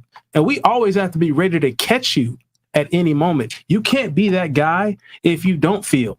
So I'm not saying be cold because you can't understand a woman. You can't hit on every end of her emotional spectrum if you're not able to have some level of empathy. So I'm saying, hey, you got to be able to do that. But I'm definitely going to be smooth about my shit. You're going to feel like, hey, this is a mysterious dude. He's still a strong man. But hey, I might be going through some shit. You're not going to know the full story. I do like what he said about like having your tribe though, because I feel like at first we were talking about how people just don't even talk in general. And that's why like there's a lot of high suicide rates for men. But you are right when you say that. Like guys should find their tribe. They should find the strong men to connect with, to talk to about that stuff so that they don't implode or have like bad relationships. But in general, it is everybody's own single responsibility to figure out what happened to them in their past and like solve that so that they can create better relationships in the future. I feel like, do you not have like a deeper emotional connection to your significant other though? Like if I feel like really just like irritated about some dumb shit that went on at work, I don't know if I want to go to like my homie and get like a hug and a kiss. I don't know if I want him to like cuddle up on the couch with me and like, hug me or watch TV. That's part of communication. That's part of communication. That's not the kind of communication that we're talking about. We're talking about pillow talking and opening up too much and being too vulnerable. That includes physical touch as well. It's one of the most important parts of communicating as a couple. Well, go do that with her. That's what I'm saying. Yeah, but the tribe, the homie tribe, does not replace the emotional connection that you have with your woman. You are right though, so you can do both. What does that have to do with anything? No, my friends aren't bi. You seem really interested in the gay side of my life. You want to connect afterwards. You ask me a lot of questions about it. All right. I was gonna say, you're the most interested one here about it. Hey, where's Fresh BBC at? All right. How many likes we got on this? Yo, actually, yeah, because we've been maintaining well over 21K the entire time. So guys, I need you guys to like the goddamn video because we've been trying to give y'all the best conversation ever. So please like the goddamn video. Destiny, you told Sneeko he wouldn't want his daughter to date a guy like Tate or Sneeko. Can you admit that a majority of parents don't want their daughters acting like Melina? Sex work, boob streamer, hookup culture, married but sleeping with other guys? Yeah, but the difference is neither of us. She doesn't do sex work. But I don't recommend our lifestyles to anybody. I'm honest about it. I would say that to anybody. Fair enough. Jose Perez goes, yo, MJ, and that's why I've tried to stay away from your guys' relationship versus I speak in generals because I know you guys are an anomaly. Yo, MJ, bro, make sure you push Bulma guts in tonight for the gang. Wrap up though, because she ran through. What the fuck? Okay. Fresh, will you please run for Congress? The way you spend money, I think you will make a damn good congressman. I promise to contribute to your campaign. What the fuck, and that's from Darnell Elliott. Thank you, Darnell. $50 Venom goes, I don't ask, don't tell policy. Don't ask me about other females, won't tell you about other females. Fair enough. Okay. That's another way to do it. $50 life choices. Damn, Destiny, who pays the bills at home? And your girl ever came home while you was in bed and you ever wondered, why is this happening to me? Accountability. Wow. Okay. That guy's watched too much Fresh and Fit. Anthony Fino goes, women liking you more than you like her is the reason for an aspirational man to commit suicide. Wow. What? Okay. Yeah, this is That's very aggressive. Oh, God. That made no sense, bro. Alvin Sam goes, Destiny, if a wife wants to monkey branch to a bigger castle, she'll realize the hard way that the men who she wants won't want her. Divorce, kids, trauma. Those men have an abundance of women to choose from. Then a divorce, she's stuck. Then a divorcee. Alvin Sam. That's Alvin Sam. We got KO Ken X9000. I think he was saying before when Destiny was saying that could upgrade. Girl, she would upgrade. Yeah, from once you. she's got kids, it's harder, of course. Yeah, and that's what I'm saying. Like, you got to have these things in place. But if she's always got men in her DMs, doesn't it? Like, if you're always talking about how women have so many men in their DMs, they're so wanted.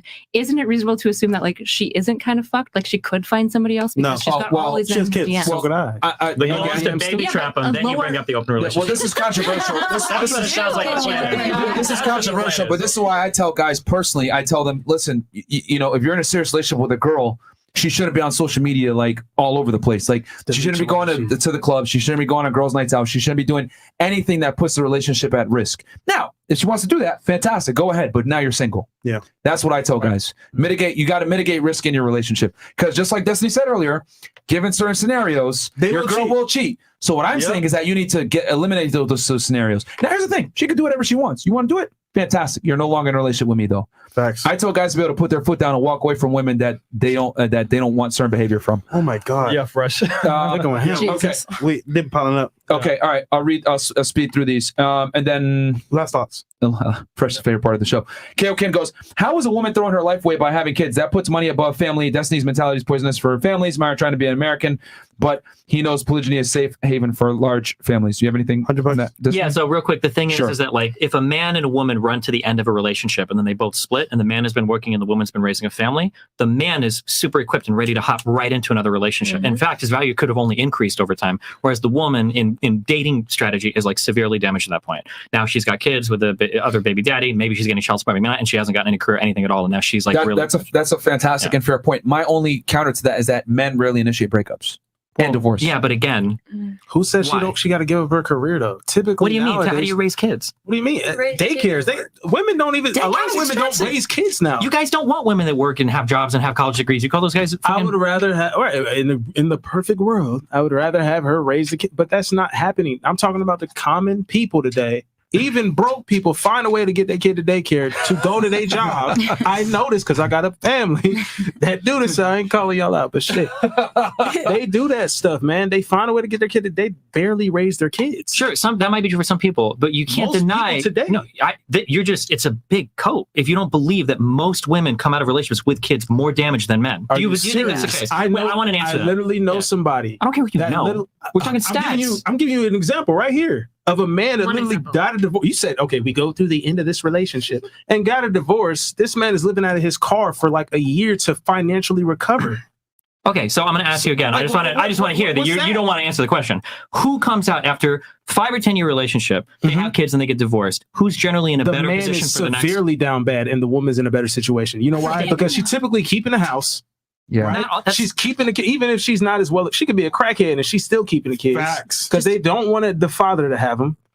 Okay, then how do you reconcile then? Who did you said was more attractive? A dad with kids or a single mom with kids? Child support and alimony. She could definitely pay for the bills so then argue with him because you said you said that men with children are usually better in dating afterwards than women with children. So how do you reconcile this? No, single fathers. I agree with that. Single fathers are better in the market than a single mom. Is that what you're saying? Yeah. No, these can't both be true at the same time. It is though. How is a single guy? Hold on. How is your guy that is broke in a car because he got divorced? He has no money. Is a bum. How is he doing better on the dating rate than the woman with a free fucking house? I feel what you're saying. What we're saying is in the demographic, a single father with one child and a single mother with one kid. You know how many single mothers I come across? And I'm like, listen, baby, you bad, but that is not my son. And that's it. Like I would never wife you. That's my point. I would never. That's my point. But guess what? A single father out here with a kid, a woman, because they're just they're great caretakers and they're so, put together emotionally, can be like, oh my God, I love him and his son. They're so cute. But that's his point. That's my mother now. So let me because we're saying a father's better equipped to find another partner. No, that's what I'm saying. That's what I'm saying the whole time. I thought that's what you said. No, I think you misunderstood. Yeah, you talk about dating so going back because this is a very complex situation here. Yeah. So going back, it's like having a puppy. Now I'm sure about that. Now you're saying that you're saying that after a divorce the woman is in a worse position. I would argue it's the man that's in a worse position after a divorce because the family courts heavily favor women. That's, you keep saying, hold on. You keep saying they heavily value women. Okay? Yes. The reason why alimony is paid is because generally the woman forgoes a career for the household demand. So when you say heavily favor women, that's because the woman has been financially disfavored in the relationship in terms of financial health post-relationship. So that's number one. Number two, they also favor women in terms of child support because women tend to keep the children. So of course they're going to favor women that way. Yes. So you can't say the courts are favoring women, therefore the men are getting fucked. The courts are favoring the women because the women are the one getting fucked. No, but here's the thing. It overcorrects, and what it does is because here's the thing: the family court laws were in place before women were in the workplace. But a lot of women are in the workplace now and make their own money. Now, in a situation that you're mentioning where women are staying at home with the children, etc., and getting alimony, everything else like that, but it doesn't matter because especially if the guy was a breadwinner and he made a lot of money, that woman is entitled to 50% of that man's earnings and future earnings. So what I'm saying is that after divorce, most of the time, the man is financially crippled and the woman is doing better. I completely That's what I'm trying to say. Okay, then, so women are heavily incentivized to initiate divorce, then which is single why moms do better than single dads. No, Yes. okay, hold on. Yes. We know that's not true. Everybody knows that's not true. This table. What are you talking about? I just want to talk about my point real quick. I agree with Myron because men are financially crippled. They're in a worse position. But as far as I meant to say, as far as the dating standard, they're better equipped. That's what I said. But that So doesn't you don't make agree sense. with that. I'm just, you're running into so many contradictions because you guys have said that the primary value of a man is his wallet, and now you're saying that a man is financially damaged more than a woman. I'm saying overall, I'm not even talking. You haven't even addressed that yet. A girl's not going to come to a guy, hey, she might. A guy's not going to come to a girl and be like, hey, well, how much money you making? And blah, blah, blah. I'm just saying, generally, you see another person and you're like, they're attractive, but they have a kid. Boom. It's literally that face value right there. There is no 21 questions.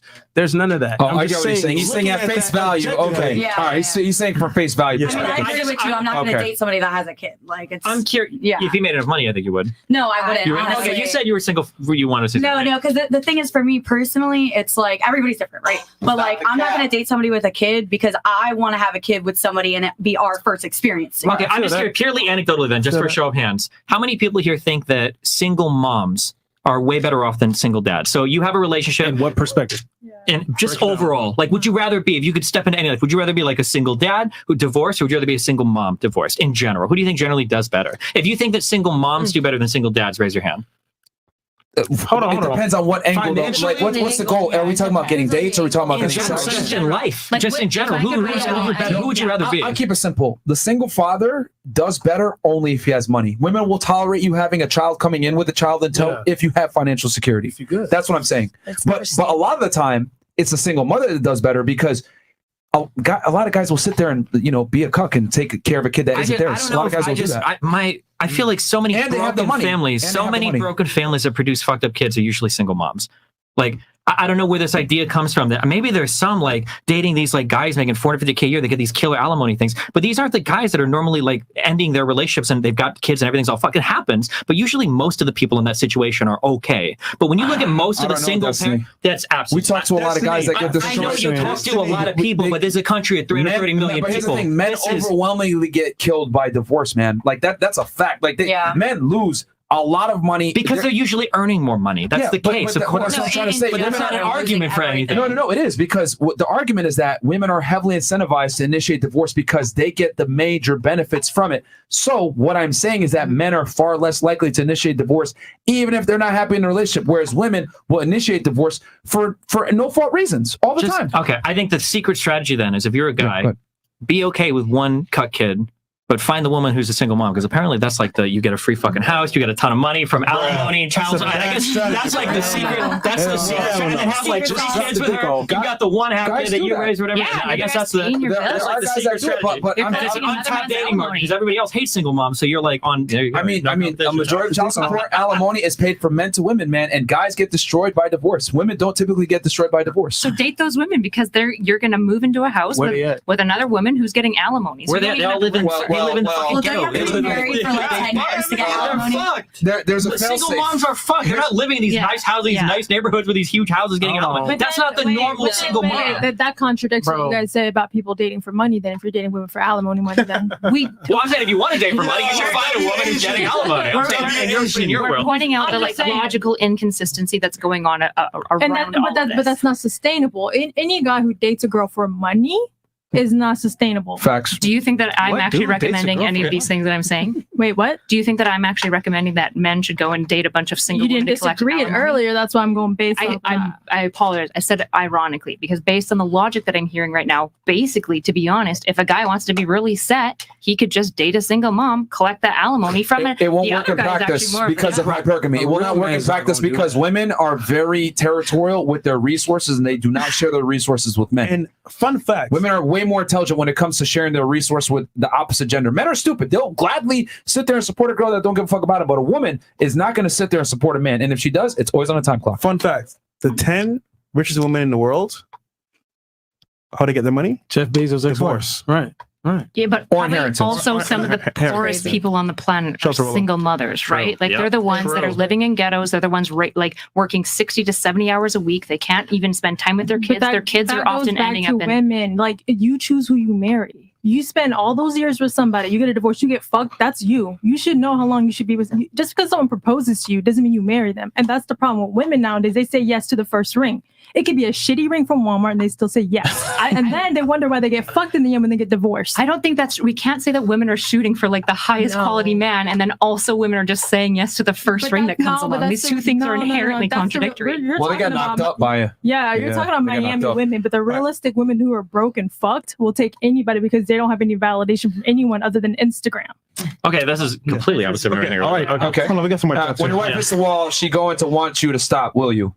Jay Cohen. Cohen. So he's saying, Destiny, when your wife gets older, she's going to want you to stop having sex with other girls. Will you stop? No, I'll just find a new wife. Bam. Smart. I like it. What's up, Fresh and Fit, my brothers and guests? What do y'all think about that new movie coming out, Woman King? There's no such thing as a woman in King. And Destiny, come on, man. You sound like a woman, facts or facts. A man won't let his girl go out and fuck. True, babe. The title is dumb. If it was Woman Queen, that'd be awesome. Dr. Mo. Dr. Mo goes, question for the ladies. What number is too high of a body count for a man? Good panel, by the way. You know what? I'll run around on the table on this one. We'll start at the couch with Miss Reno, Nevada. What body count is too high for you? Give us a number. For a guy. Or is there no limit? I feel like honestly, Merch. I just Merch. That's a big merch. That's not my question. Big ass merch. I think too, it's like with the whole body count thing, it's like Please give us a number. Jesus Christ, man. I don't have a number. Okay. Okay, so it doesn't matter to her. Okay, what about you? I think like maybe 15, 20. Really? Wow, okay. All right. Okay. What about you? What number is too high for you, Miss Singer? No, like if you're like in your phone, like counting everybody, like there's like a list of people. That's a lot. We're doing a lot. Okay, so she doesn't care about the number. She just wants to know how you document is more important than the number. That's a Don't telltale brag about sign. it. Don't be cocky. See, that's what I'm trying to, bro. This is a very revealing question, actually. What number is too high for you? I don't want to know.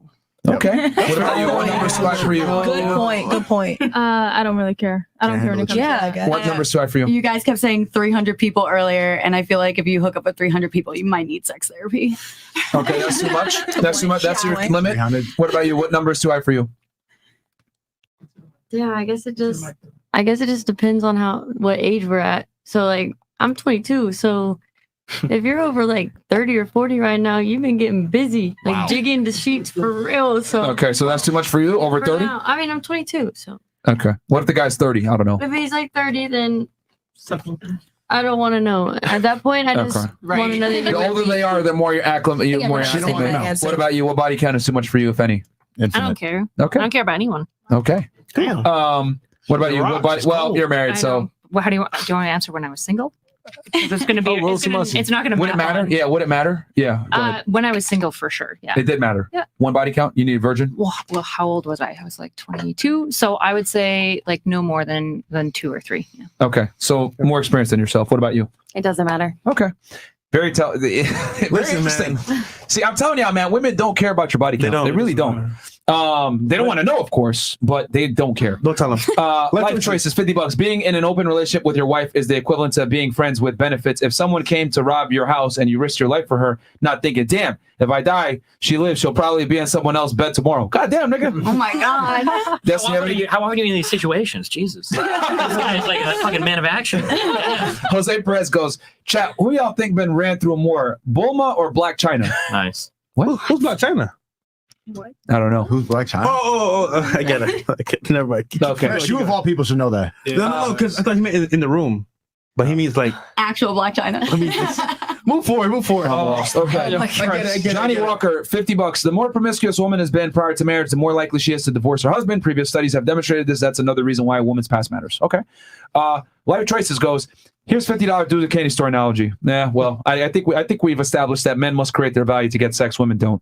John, $50 goes, Sneeko and MJ get right, speaking facts. Facts. Okay. Miss Leather Jacket, 2 from Myron. I work for a think tank in Tennessee conducting mass polls and data analysis across the globe. Your stats are incorrect. Men donate more frequently and at a higher amounts than women. Our study was published by Forbes. Ooh. Donating a higher amount is different than working Yeah, I with said charity. doing charity. You give I more didn't talk soup about out and donation. stuff. Yes, men. Okay, so men don't actually like donate to the charities more. Women actually sit there and like they serve the homeless. You guys make the they walk t-shirts and dogs. shit. They do all the hard work. They do it to evade taxes. Being in finance and do this. Men. Fair enough.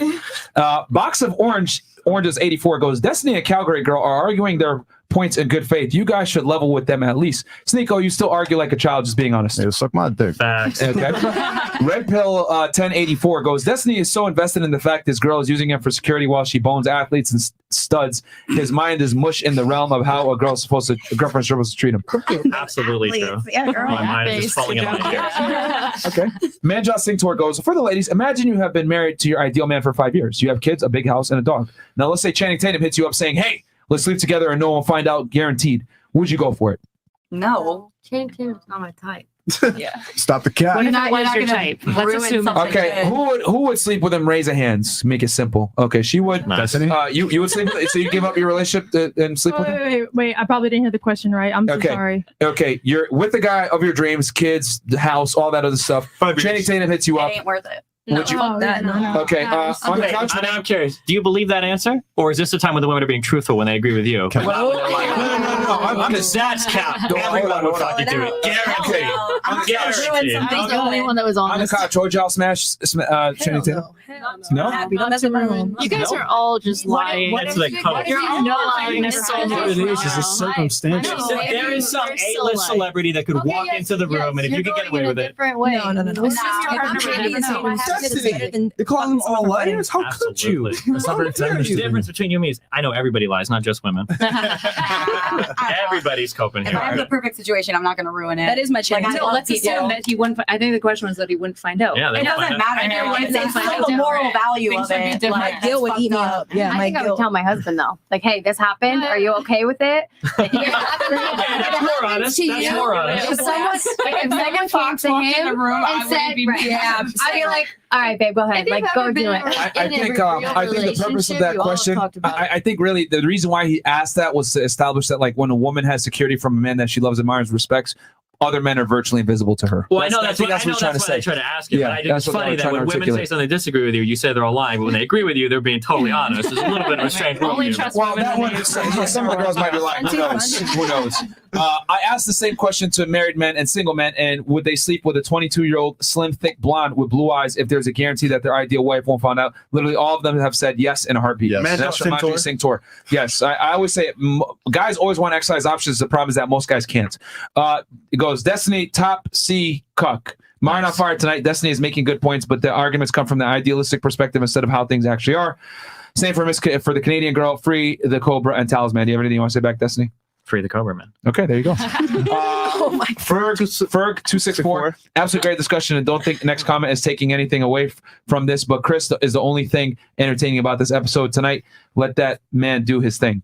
Okay, and Chris paid him to say that clearly. Destiny, remember, in their worldview, a girl's level is based on beauty, youth, chastity, and submissiveness. No business, not business endeavors, and that's from E.T. Kolos? Yeah. And then we got here, ladies. Who would have more game to retain in today's dating market? You or your grandma in her prime? Invest in Chewy. The Desert Haunter. Desert Haunter. Yeah, he's basically trying to say that women nowadays are not as good as their grandmas. Okay, Melina, men don't care about sexual experience in their main woman. Men enjoy leading/teaching. We want to be the passport to the world for a woman. Sexual experience is a comforting lie that poor, promiscuous women tell themselves. Chicken soup for the used up hole. So you don't like sex? Is that what it is?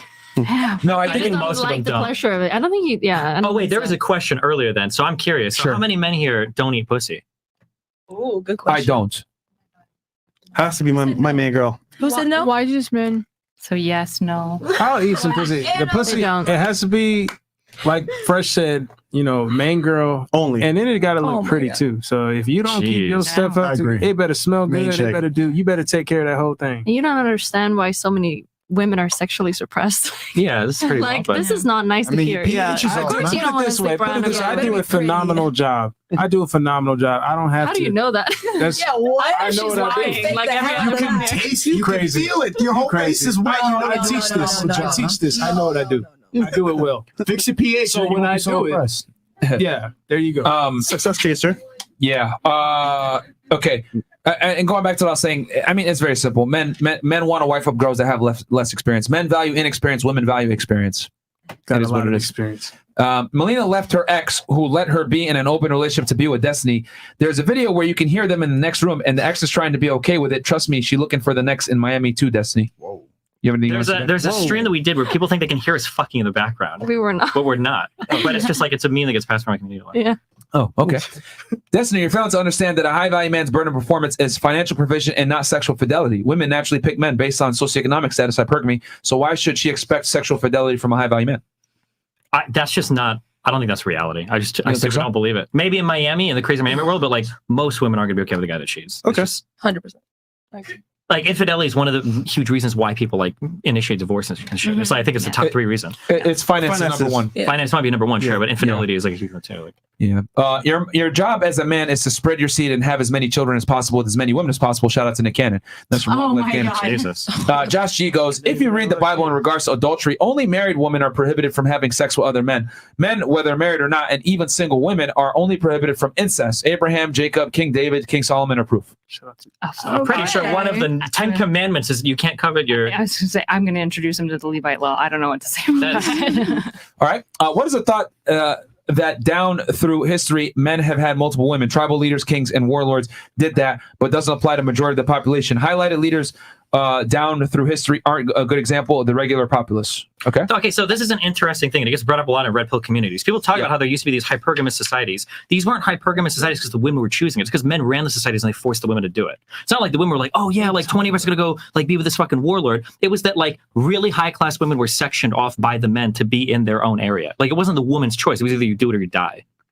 This idea that like that's what the honeymoon comes from. Honeymooning is when Vikings went in, they stole a bunch of women, and then they raped her for 30 days straight, hoping to get her pregnant. Because if she got pregnant by the end of the honeymoon, she could be his wife. Yeah, the idea that like women chose that hypergamy when we know those were male-ran societies it doesn't make sense. Great. And then historically, like if you go back like thousands of years, the trend of people being like more hypergamous or whatever decreases as inequality in society increases anyway. So it doesn't even make sense. Like as kingdoms and shit started, like people were generally like monogamous, or in some weird tribes they'd have like 2 wives. But I mean, especially in the culture that we live in, like the culture that we live in is mostly Protestant. All the values you guys talk about wanting in women is typically Protestant Christian values, submissive, et cetera, et cetera. But like, what does the Bible say about like how to be treating women and all these things? Like the man should lay down his life like she's the church. And I can assure you that like cheating around and like kind of being manipulative and like kind of treating her like a child in the relationship isn't really the negotiation that we're talking about here. That's not all the Bible said. That is not all the Bible said. I mean, that's not. Where was the child part? Yeah. I would say like the moment that, for example, you're saying like, let me think of an example about treating her like a child. I mean, trusting her word when she agrees with you and then dismissing her word when she disagrees with you is a little bit like treating her like a child. It's essentially saying like, I never said that, but no, you didn't say that. I would say that we've seen that, right? When like the women agree with the positions, we're like, yeah, base, do your child women. But when we like disagree, and you're like, women, fish don't know how to like, can't give advice to fishermen about blah blah blah blah blah, right? And so it's like that's fundamentally kind of treating women like children, to be like, your opinion's only valid when I agree with it, because it's basically saying your opinion's never valid. I don't really care what you have to say as long as you're repeating my words, then it's good. I would say that's treating her like a child. I mean, well, most women have a gross negligence of what it takes to actually be attractive as a man to women, is what I mean. I would agree. Yeah, most men aren't even fishermen. Yeah, so most guys can barely do it, let alone women. So, and then going back to the thing which you guys were talking about as far as like men, the warlords having all the women, etc. Well, I mean, this also was kind of hypothesized in that same study, like why women were getting aroused by a bunch of different weird things. It was a survival mechanism, because even if they didn't necessarily like the guy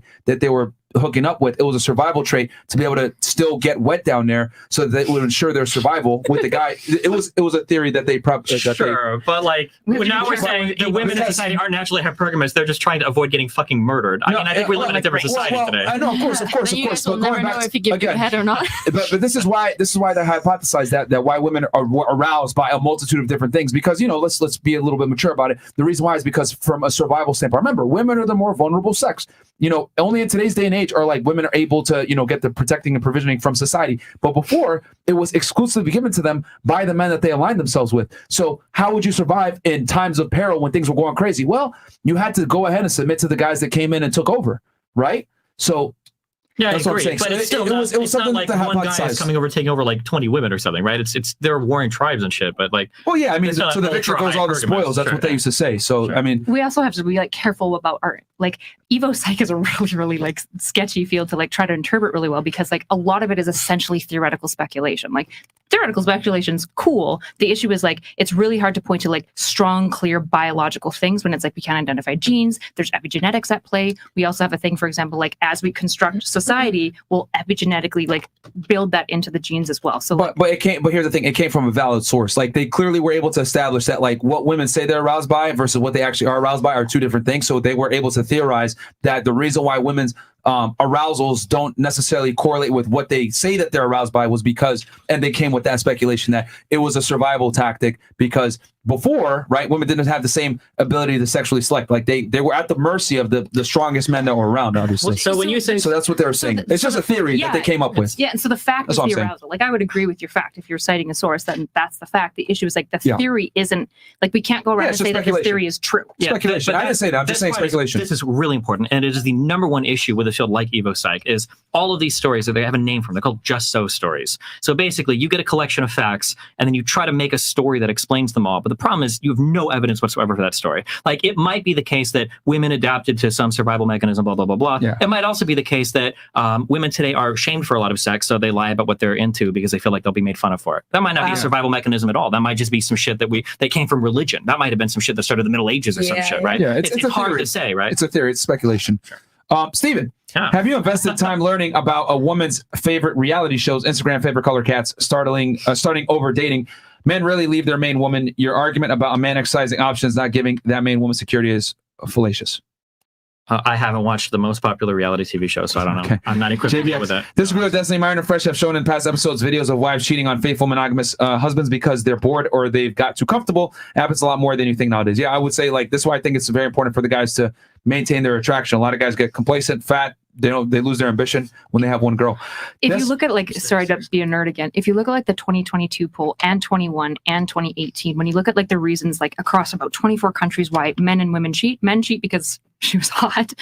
Women cheat because she's not emotionally fulfilled in her relationship. Boredom is almost never on the top 5, or it's like the 5th. Whereas for men, it's usually she's hot. I was bored. Well, I would argue that she's not emotionally satisfied because Women she's get bored of their man. They just don't want to say that because that sounds terrible. Yeah, exactly. The worst thing you could do is be boring to a woman. That's the worst thing you could do. Or not listen to her, or like not care about like some of her needs, or like not be able to like, because like sure you can like, for example, like. You got a stimulator. I You got to take her out. You gotta- Yeah, I want to go out. Amusement parks, the zoo, Okay, cool. something. You know what? My man's out. I don't know what he's doing. Damn. That's the first thing I said that I will agree with. If your woman is bored at home and you come home and you tell her you fucked a 20-year-old, she won't be bored anymore. That's true. You'll have a lot of excitement. That is true. Just funny, bro. For the divorce papers. This girl said it's not good if women chase a wallet, but her man is a millionaire. Can we just trust this opinion from someone who is with a wallet? Wait, And then go cool on Instagram. Yeah, and then all the ladies are below, guys. Go ahead and send dick pics to them, and we'll catch you guys on Monday for Money Monday. Peace out, guys. Like the video, please, on your way out. Peace.